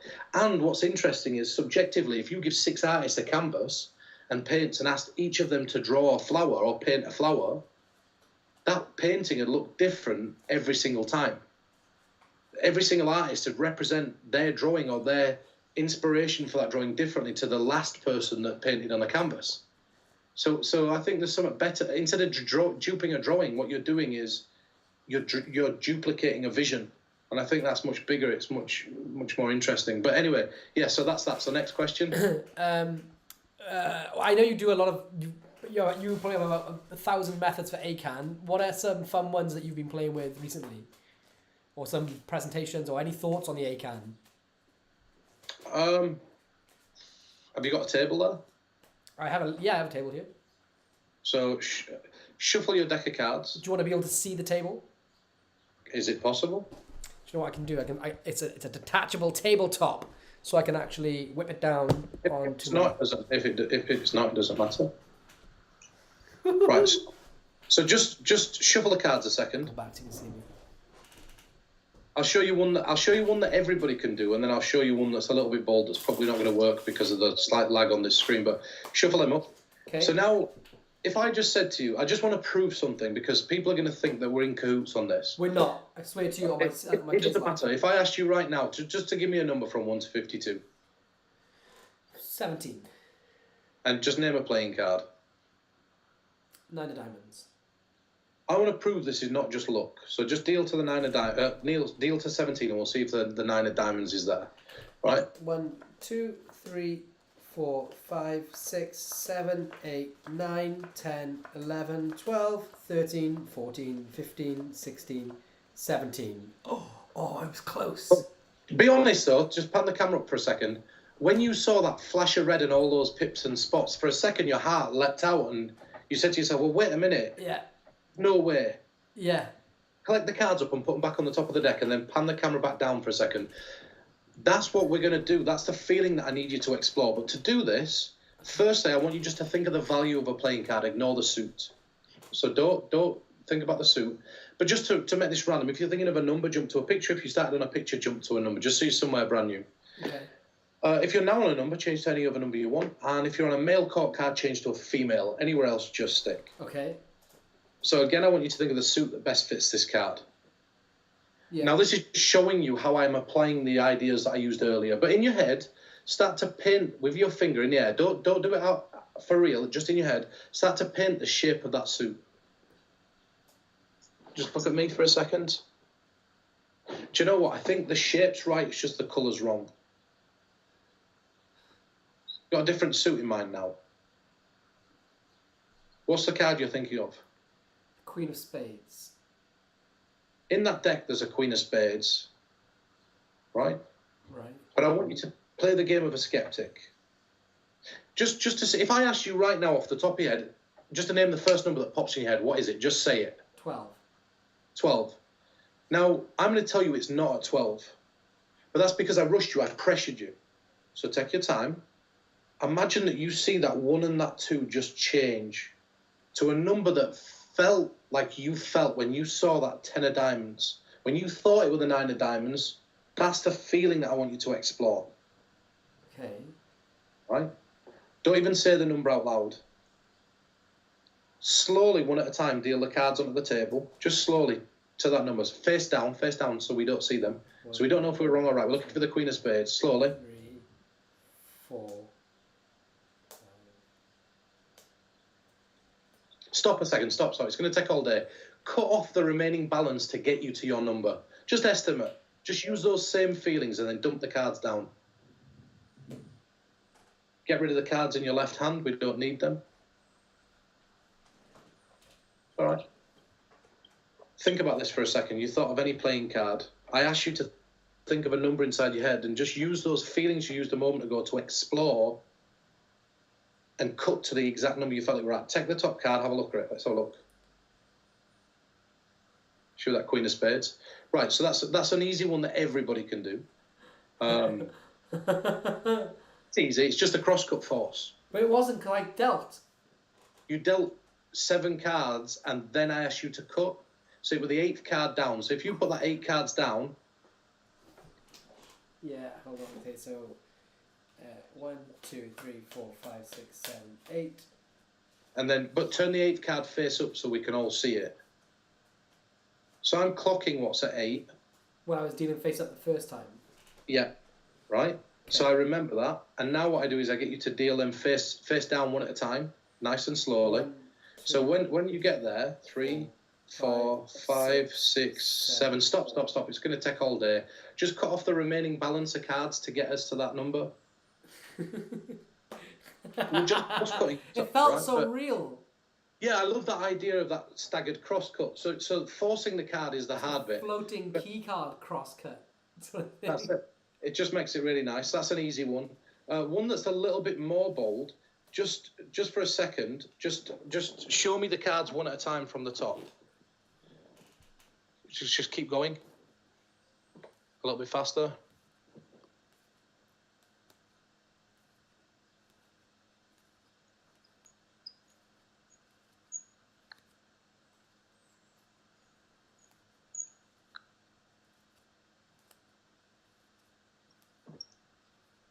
Now a little bit faster, keep going. All the way through, just show me them so I can see them.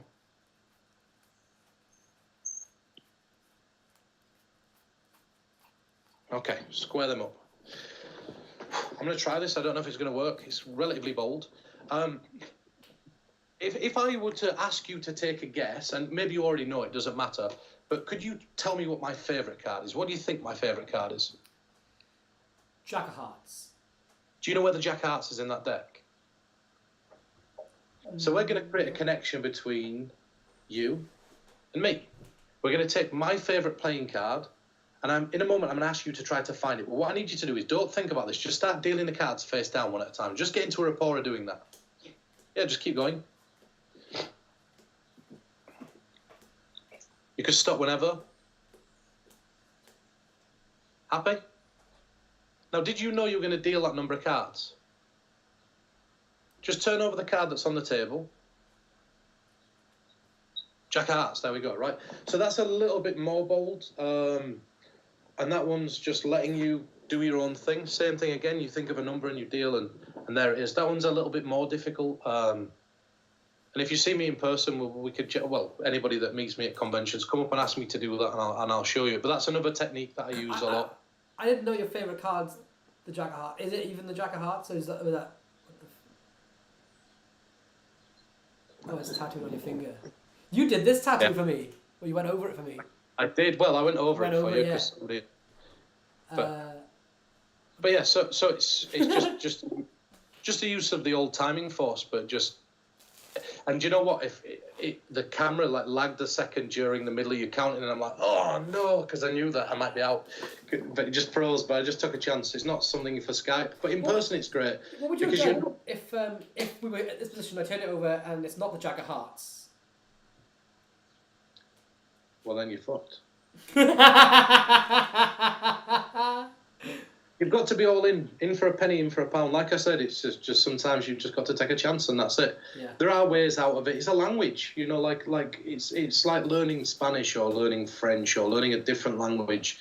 That you start to learn nuances and you start to learn subtleties and touches. And magic's very much like that. Is the broader your vocabulary becomes, the more in depth that you can add nuance, and that's it. And you've got to remember that the last 10 years I've spent every single day of my life doing this. So it's now becoming like a language where I don't have to think. Now, as I say, I'm not excluding props from what I do, but over this medium, it's very difficult for me to actually give you a pen, give you a card. So I'm just relying on my own skill sets that I've built up to be able to do this. And again, like I say, people probably watch it and think, oh, it's Lloyd knew that these questions were going to be asked. But I've got, I used to take that as offence. I went to the session and I performed on somebody at the session on the Friday night, and he came up and he said, I used to think that every time I seen you doing this stuff that there may be shills or stooges set up amongst the audience. And he said, if you'd have not done it to me, I'd have always thought that. And I said, thank you. And I've seen a few people say this to your face in person. I've seen a few people do it to you. They said it to you. And I always say, and I used to be really offended by it, and now I just think thanks. Because if the depths of somebody's knowledge in magic and mentalism only allows them to assume that somebody must be in on it and it's looking that clean, then I know that I'm doing my job right. Yeah. And I'm like, thank you. It's a compliment. Do you know what I mean? It's actually a compliment now as opposed to something that wasn't before. But yeah, so that's an ACAN. More questions? More questions? Somebody says they love the Midas touch, but their spectators sometimes don't notice when they touch them. They don't feel it. Any idea how to fix that? Two things. Firstly, frame it up as a memory test, and secondly, hit them harder. Which sounds daft, but if you say to somebody, in a moment, I'm going to test your memory, you're going to feel me touch you like this. And all you've got to do is remember where you feel me touch you. So if you feel this, you remember it. If you feel this, you remember it. There's a reason for framing it up as that memory test, and that's because the spectator then, when they've got their eyes closed, thinks, oh, I'm going to look like an idiot if I don't remember where I was touched. And you put them in a double bind to remember it. Good answer. Quick question. How many stacks do you know?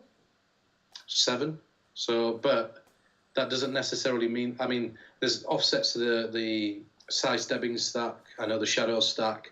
I know the 8 kings, which is actually my favourite stack. I use deep sea digits, which is not a stack that uses a stack, but it basically means to take information of your own and turn it into a stack.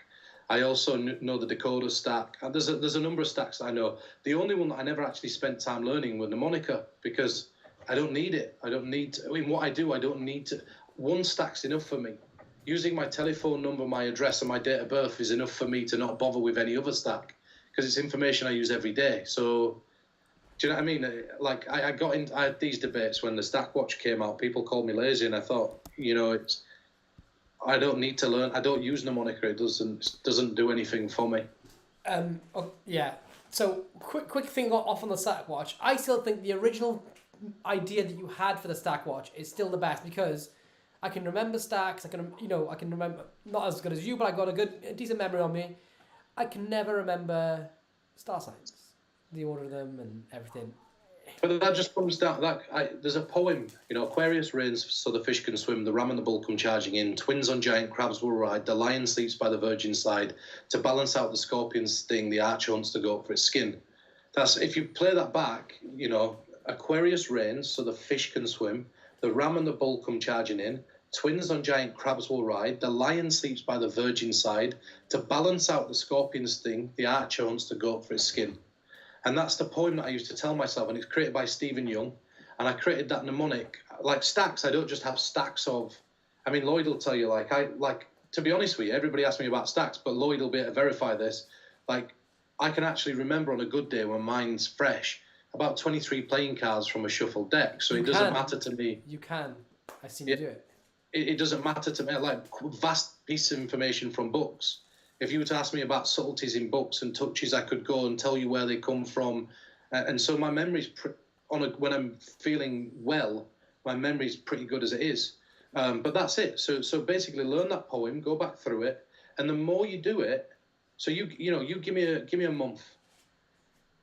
A month, and you can learn. Here's a question. This is a really good question from Brazen. Before getting to that, just give me a month, Lloyd. Oh, sorry. I thought you meant I'd give you a month in time. I'd like to come back to you. November. So I know that's Sagittarius or Scorpio. So I know those 2 signs, and I don't have to think. I'm not going through the poem in my head.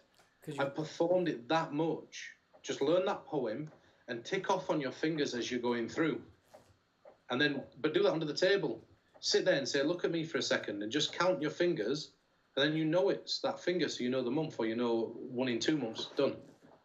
Sorry about that. I didn't mean to cut you off. No. I just wanted to pick that point off. It's but going back, because without giving away like the way you had that originally planned to incorporate it with a product, I think you should still potentially put out.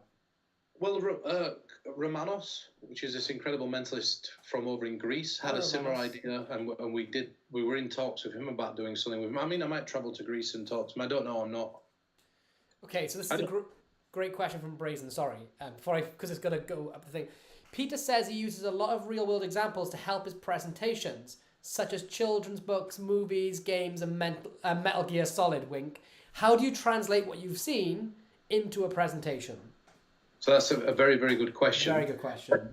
Let's say we take party games. Right? One party game is that if you write a celebrity's name on a Post-it note and stick it on your head, and you can ask questions to figure out who the celebrity is. Yeah. Well, straight away there's a really great presentation for a piece of mentalism. There's very little that needs doing to actually turn that into a piece of mentalism. There's very little that needs doing. So in terms of when I'm looking at something, so some things have a very instant connection like that, and some things have a more vague connection, and I'm sure you're talking about the vague connections to be able to connect like pieces of music. But you said it yourself, like look at those freestyle rappers where they get people to make a freestyle rap up and then they sing. Well, let's say that I wanted to turn that into a piece of mentalism, and I knew that I could have a stopwatch force a certain time in a video, for example. Let's say that I wanted to have two or let's say I knew that two rappers were going to stop on a certain word. I could have them freestyling until it hits 30 seconds, and then the stopwatch stops them, and I predict the word that comes out at 30 seconds. Well, that's an interesting plot, and all I'd have to do there is work out to get somebody to stop it at that time. Or the beauty of time is that when we're doing something else, we don't know how long. I mean, I'm just thinking of this off the top of my head, but we don't know how long 30 seconds is. So how hard would it be to say, right, there's a timer there for 30 seconds that's face down. Somebody's got a remote that presses it so that the buzzer goes off on the exact word that you wanted to force, or close to if it were in a song and they were just rapping backwards and forwards about particular subjects. So I always take stuff like that. Metal Gear Solid, what's interesting about Metal Gear Solid, and I was just with my son, we're just going back over the Hideo Kojima series. He's playing it for the first time, and I'm just sort of watching from a distance as I write and as I'm relaxing and thinking. Just that word, tactical espionage. Do you know what I mean? Like that whole idea of being a spy and how spies would encrypt pieces of information, so that even if those pieces of information were found, then you'd still have to do work to figure out what they meant. And that's what we're going to do. We're going to create a piece of crypttext. And that, again, that's just off the top of my head. I'm thinking of that now. We're going to create like a puzzle between us. Imagine there were a piece of, I can't remember the guy's name, but a really interesting use for a piece of tactical espionage or spies, how spies pass off pieces of information. So instead of just walking into a situation and going, here's a billet with a prediction on it, imagine turning around and saying to somebody, now spies, what they'll do is they'll meet in a location like this, a coffee shop, and they'll shake hands. And as they're shaking hands, they'll keep the billet in their hand and pass it across to the person sat across from them. And when the person looks down, you go, keep it to yourself. Do you know, like, and now all of a sudden, you're talking about spies and handing this prediction over like that. And then the last bit ends up being that they open this prediction and everything has come true, but you've met under these circumstances in this restaurant and just shook hands, and it's like you were passing notes back at school. You could tie in how the FBI actually invested into like the ESP to see if it worked, and that's one avenue, and you've continued on that research. That's it. That's, Project Alpha. So you're looking at the Project Alpha stuff, the men who stare at goats, and how in the 70s they used remote viewing to travel in their minds into locked boxes and sealed envelopes, and the KGB actually had their own fleet of psychic spies, and the Americans put in billions and billions of dollars to ensure that their psychic spies were trained, fed, watered, and housed to a higher degree than the KGB. It's not hard to be able to look at stuff like that and go, here's a box, and inside it is this. Or somebody bring their handbag out, and what I want you to do is empty the content of your handbag until one item remains. But don't make it like a purse or a coin, something that, the saying is that a woman could pack their entire house into their handbag. One object or item that you maybe left the house and thought to yourself, well, I'll need this at some point, but you put it in there and it's never come back out. So get everything else out and seal the bag back up. And now you travel inside your mind remotely into the bag to figure out the one object that was the last one inside there. And that's just off the top of my head, but how great a presentation is that? That's wicked, dude. Because you get the laugh of them taking every single other object out of their bag, and there's things in there that are coming out. Like, and if they have something in there that they don't want to bring out, that they're hiding in something else, you know what I mean? It just brings that laugh to the table. Then there's one object left, and you feel the weight of the bag. You pick the bag up, and you say, okay, this is not very heavy. And you start pretending that plays a part in it. And all of a sudden now you talk about remote viewing and how you're going to try to travel in your mind inside the bag to figure it out. You write your thoughts down, and boom, the bag gets open, and there it is. And that's just by going from Metal Gear Solid to tactical espionage to thinking about spies to then you bringing up remote viewing, and then me talking about how cool would that be in the real world, taking that real world thing of how naturally a woman packs so many things into a handbag. This is how I do it. And that's how I do it. I make the connections like that. It's like pieces of a puzzle, and my brain just like fires on all cylinders, and then boom, that's the presentation. And I'll use that now. That's a fucking brilliant presentation. That is so. I just typed in the chat. We're literally watching Peter Turner create on the spot. This is why you're you, dude. This is insane. So that's how. That's actually a dope trick, though. I really talk about the formula, but for me, it's just that's it. And I think my brain finds the real world thing, and then boom, that's it. Holy cow! That was like watching Usain Bolt break that world record. It was just something phenomenal. Everyone's just going crazy in the chat for it, saying you're unreal, your mind's something else. Thank you, crazy, sick. Well, it's coming to 2 hours. Do you want to answer one more question? Listen, we'll do 3 more, but very quick, because I'm going to go have a Sunday roast. But 3 more, but really, really fast answers. Right, the next 3 quick questions that come in. I did see one that says, do you want to talk about, can you explain or demonstrate really quickly an impromptu which hand, or is that too much of a long question? Do you have a coin there? I can get a coin, man. Or any small object that you can hold in one hand behind your back? A ring. That's perfect. Now, there's one thing that's important. Because it's a ring and you are wearing other rings, I don't want you to make that ring make a noise against the other rings that are in your hand. Does that make sense? Yeah, so if you take the rest of your jewellery off, that'd be great. And then put the ring behind your back and mix it up to the point between your hands that there's no way I could know where it is. Now, listen to me, Lloyd. It's important you pay attention. Whilst you're mixing that up, you're going to get to play one of 2 characters, either a liar or a truth teller. Now, guessing the hand something in is just a 50-50, and I'd like to get to know you. So if you choose the character that's the truth teller, you'll always tell the truth to every question I ask. If you're the liar, you'll always lie. But here is the rule. Take a few seconds before you answer so that we know that you're not just a truth teller. Truth tellers answer faster than liars, right? So bring your hands out. So the first question is it in your right hand? Yes. I think I know where it is now. Put your hands back behind your back for a second. I'll look away. You can move it into the other hand if you want. You don't have to, and then bring your hands back out. Stay with that same character. Take your time. Did you move hands? No. Say no again. No. Open your right hand and show us the ring. Let's do this again. Put it back behind your back a little bit quicker. Mix it between your hands. Again, you can either be a liar or a truth teller. This is the part you can change character or keep the same character. Bring your hands out, and I'll even ask you the same questions so that you know 100% that it's not the answers to the questions that are giving me the location of the ring. Is it in your right hand? Take your time. No.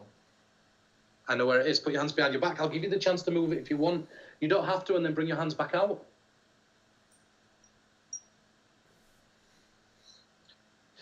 Whew. Did you move it, Lloyd? No. Open your left hand and show us the ring. Last game. Put it back behind your back. Quicker this time, though. Faster. In your head, think of a character. Mix it up. Bring your hands out. Stay with the same character, or you could change it. Stay with the same. It's up to you. It doesn't matter. Don't give me any clues. Okay. Bring your hands out.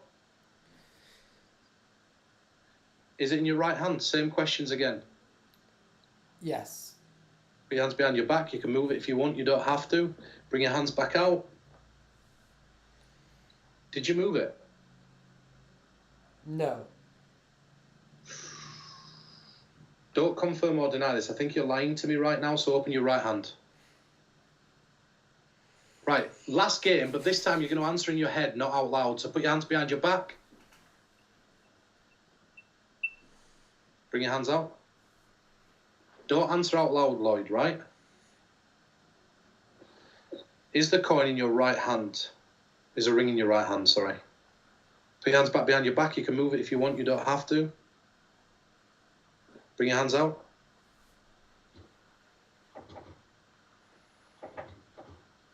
It's my job at this point to separate the hand that contains nothing from the hand that contains the ring. Open your left hand, Lloyd. And there it is. What the fuck was that? Cool, right? So that's just me. Again, I'm not on my 100% form at the minute. What do you mean that was bang on 100%? Yeah, no, I know, but presentation, it wasn't as tight as I'd normally be.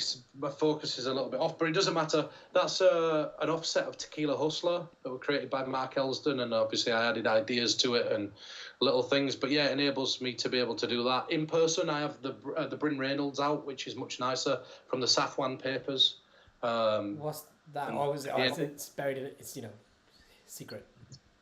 No, it's Tequila Hustler, but the ending there, the just get the Safwan papers. The end that I did there, I actually used a technique from Psychological Subtleties 3 called Terrassa Boss by Rick Mao. It was just a beautiful equivoque on the end, which you hopefully didn't notice. I didn't feel like anything happened. I just thought about it, and there it was. But yeah, so that that's that second question. Someone said, okay, the silent part answering shuts down everything. And people are just like, that is brilliant. They're going crazy. Abraxas, Nathan Lindley asks, model trains, Pete, yes or no? I'm going to share now with you what this rumour were about. What? I don't know what this is at all. I have no idea. Right. Nathan, for about 2 years. So if you go on Nathan's Instagram right now, you'll notice that he's painting these little figurines with his little airbrush. Yeah, Warhammer. Yeah, before he got into his Warhammer stuff, he had a full, and this is the God's honest truth. He actually got kicked out for it 3 times by his girlfriend, and in the end she said, your model train's on me. And he had a full setup around his entire house with train tracks that went round the roof and into the office, and he used to sit and he'd spend 8 hours a time painting the carriages on model railways. And at Christmas, he sent me a box and he said, listen, I've sent you a present and I really hope that you get into it so we have something to talk about. And I opened it and there were a model train. So I sealed it back up and put not at this address, and it got returned to sender because I refused to be part of a model train empire. No. And I know why he did it. He wanted me to be part of it and get part of it so he could sell me his stock so that Honestly, like literally, this is the truth. He went to a model train convention, and there were a guy there named Patrick, and he got into a fist fight with a guy named Patrick over the name of a train. What? No, that can't be true. He's painting Warhammer figures. That question was far less. The answer to that question was far less dirtier than I thought it was going to be. Yeah, no, I haven't fallen on one, and that's okay. I know, dig it out. Okay, so many questions, so many comments coming in. One final question is, somebody keeps asking this question. What age would you recommend? I'm trying to decipher it. Is the age 21 the best to claim that I do tricks by psychological techniques? I think. Listen, this is something that I've read about, and I thought so. I'll finish on this because this is a great question. I'm not a mentalist. I'm not a magician. I'm a problem solver. That's it. I find problems and I fix them. I solve them. In my head, I create puzzles and I fix the puzzles. I find solutions to those puzzles. And so when somebody says to you can't be 12 years old and you can't read body language, it's bullshit, right? You might not be taken seriously, but there's something that I will recommend in this day and age. And I'm telling you now, think about what I'm about to say next, because there's a lot of hardcore mentalists out there that'll be going, you can't seem credible at 12 years old. And you read Banachek's books, this psychophysiological mind reading or whatever it is, says in there that you have to be of, a certain age before you're considered believable. That was true back then. But we're living in an age now where you have a mobile phone in your pocket. So if you're 12 years old, don't say to people, I'm an expert at body language. say, I'm a magician and I'm just getting into body language and reading body language and NLP. Can I show you something? Can I film it?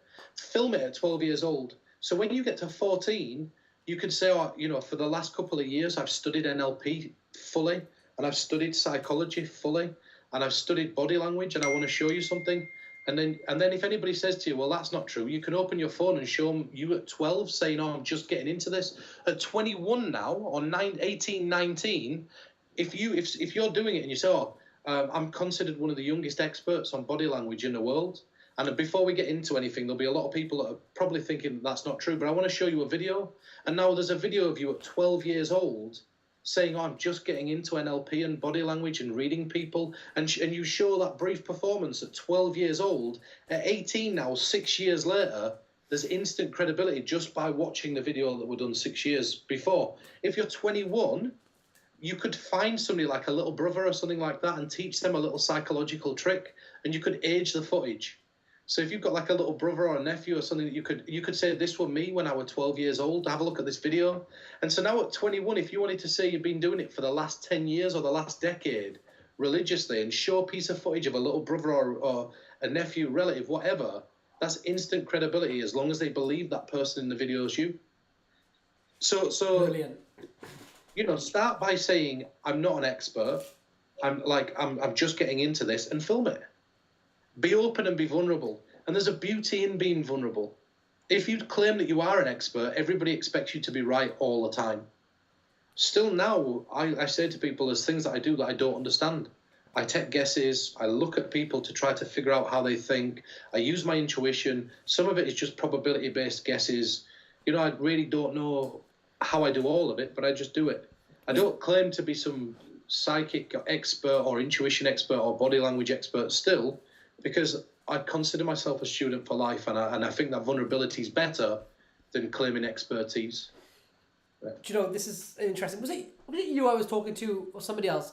Do you remember that TV show on Saturday night about 20 years ago? We would have been about 8 or 9, and it was like a Philip Schofield would host it or something, and they'd have 5 people go off and learn a new skill for the week, and they'd come back. Do you remember it? And one of the skills was like dice stacking. Somebody had to learn how to play piano to a decent level. And on the Saturday night, they'd have to come back and they'd have to try and do it. Remember the dice stacking on top of the piano? Yes. That was amazing, right? And they had a little old lady do it, right? Yeah, I remember that exact episode. But you were saying all of that now, right? It makes me think that was Saturday night primetime TV, and we were watching somebody stack dice not very well, and we loved it. But if we were watching a pro stack dice, we would have been like, eh. But the vulnerability they were showing. If a professional does something exceptional. Yeah. Then it's not considered. The moment you label yourself an expert at something, you set a precedent of how good you're supposed to be. Mentalism's supposed to feel like you're the underdog getting into a ring with Clubber Lang. Do you know what I mean? It's supposed to feel like that. It's supposed to feel like there's an air there that could fail. And expertise is something that I think it's something that's difficult to prove, because the moment you fail, you're no longer an expert. Whereas if you're a beginner, wow, or you're somebody that's learning and you say, look, I'm a student for life, they actually forgive you for that failure. But now I know you've asked me that series of questions. If anybody's, one thing that I do want to point out, and I do want to shamelessly plug something now we're at the end, you've obviously seen what I'm capable of throughout this chat. And you know, Lloyd, we spent hours talking. You can give me any subject or area of mentalism, and I know about it. And one person that's a soundboard to me that I go to every single time is Mark Lemon. Mm-hmm. Like, Mark is an absolute creative genius, and I call him robot brain, not because he's robotic, but because he can compute things at a speed that's unlike anybody else, and his ideas are so good. And so Mark and I are actually going to put together a subscription service. That's something that Mark and I are definitely doing in the future. Please. So in the near future, we're going to put together a subscription together on all subjects and areas of mentalism, and it's going to be so cheap. So instead of buying the latest gadget that comes out, listen to this is important. Instead of seeing the next big company put up the newest gadget for 20 quid or whatever, or 50 quid, and all standing in queue to be the same as everybody else, 1,000 magicians all standing in queue to be the same, or mentalists, look into the Patreon, because what we'll do, I don't know if it's going to be a Patreon, but the subscription, look into the subscription, because we're going to teach you how to be the best you.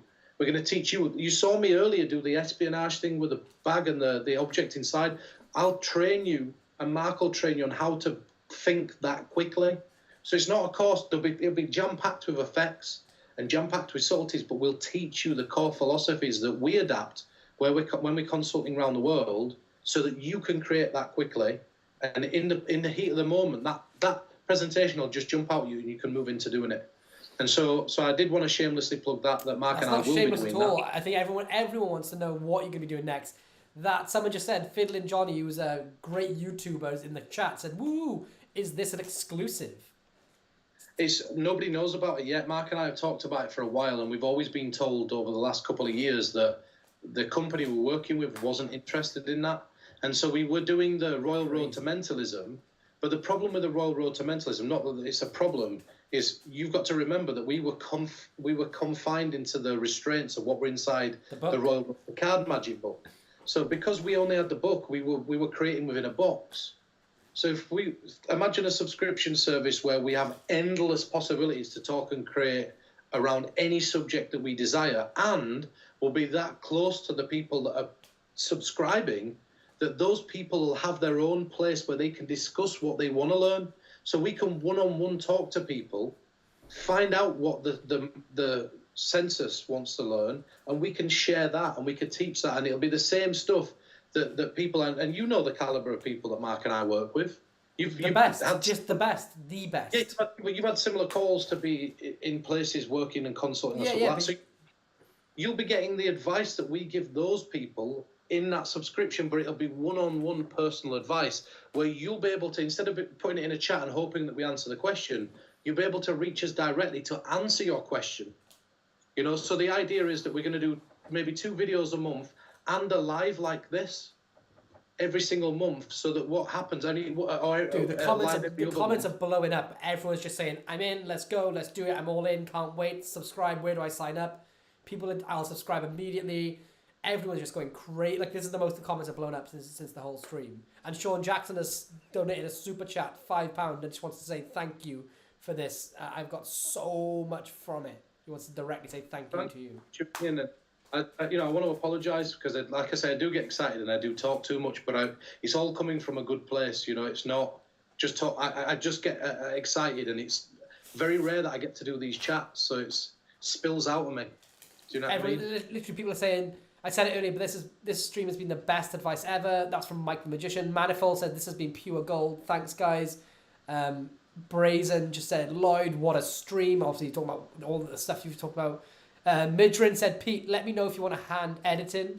Midrin, I will get in contact with you. Listen, this is one thing for everybody watching this, and I'm going to openly invite all of you to think about your skill sets. If any of you are videographers, if any of you are editors, if any of you are... Mark and I, as I say, we're moving on to pastures new, and everything that we'll be doing, it will be working on a commission basis, because that's how we'll be working. You know, when Yuli, if you're interested in joining a team or working with Mark and I, editing videography, photography, or there's a skill set, if you're an illustrator, if you create music, get in contact with us. You could find me at Peter Turner Mind, that's MIND, at hotmail.co.uk. I'll look at those emails. If I don't get back to you straight away, don't worry, they will be there and I will save them up. But what that allows us to do is we could create a big team that's not pro-company or pro-corporation, but pro-artist. Let's give those underground artists that have incredible ideas that I sit at tables with at these conventions a chance to put their feet on the ladder and move up. And let's open the doors for these people, and let's just really make magic and mentalism what it once was. Let's make it amazing again, and let's make it beautiful again, instead of it being just a manufactured industry that churns out the same shit every single week in a different package. That's got to stop. It's time to now find those real underground artists and give those exceptional artists like Brandon Williams and people like that a chance. You know, because there's a lot out there that doesn't ever get seen because it's overshadowed by the names. Yeah. And the companies know it's better to buy the names because they know it'll sell because it's got the name attached to it. And I think that's the wrong way to look at it. But yeah, I'm a huge advocate for saying. Is it Peter Turner Mind at hotmail.co.uk, the email? That's it. And if people want to follow you for like updates on the, like, for example, like, do you want to put what's your Instagram so everyone can, like, in case you do post updates about the men? So Lloyd keeps telling me I need to grow my Instagram and I don't know how to do it. So if you listen to me, if you've watched this stream and you've got to the end, search me on Instagram. It's Peter Turner Mentalist, so it's Peter Turner. You'll find me. Isn't it _ Peter Turner Mentalist? Like, I don't know where it is. I don't name. how do I figure that information out? I don't even know. I'm not very good. I'll do it for you right now. But if you find me on there, please, like it's _ Peter _ Turner. Yeah. That's my _ Peter _ Turner. Please follow me on there because you'll be able to see updates on what I'm doing. I am going to start posting stories. If you've got friends that you think would be interested in this stuff, tell your friends to add me on there as well, because that's where the updates will be, places like that. I'm hopefully going to be updating my YouTube. As you can see, the lights have died now because we've been talking for that long, but hopefully my YouTube will be up and running properly. The subscription's definitely going ahead. It is definitely 100% going ahead. 100% going ahead, like 100% going ahead. You're going to change the world with that, the world of mentalism with that. You really are. You know, I know what Mark's... I've seen what Mark's working on, like the shortcut stuff we talked about, and the bookmarks. You know, the shortcomings and stuff like that. It's mad. Even though Mark's been an illusionist for I don't know how long, he's still... No one knows just how good Mark is. Like, he hasn't... The problem that's happened there is that he has brought so many incredible ideas, like so many incredible things to the company, and with the way that the world is, they just haven't been able to be produced. Oh, I can't imagine it's anyone's fault. I'm just saying that people still just don't... No, that's it. No, that's what I'm saying. Like, and that's why, if you'd have even got a look into a quarter of the things that this man creates, like his name would have blown up and gone astronomical. But he's the best kept secret in mentalism and magic. It's the best kept secret. And magic. He really is. He's super smart, and you know, he's. I get to spend a lot of time with him, and I see him.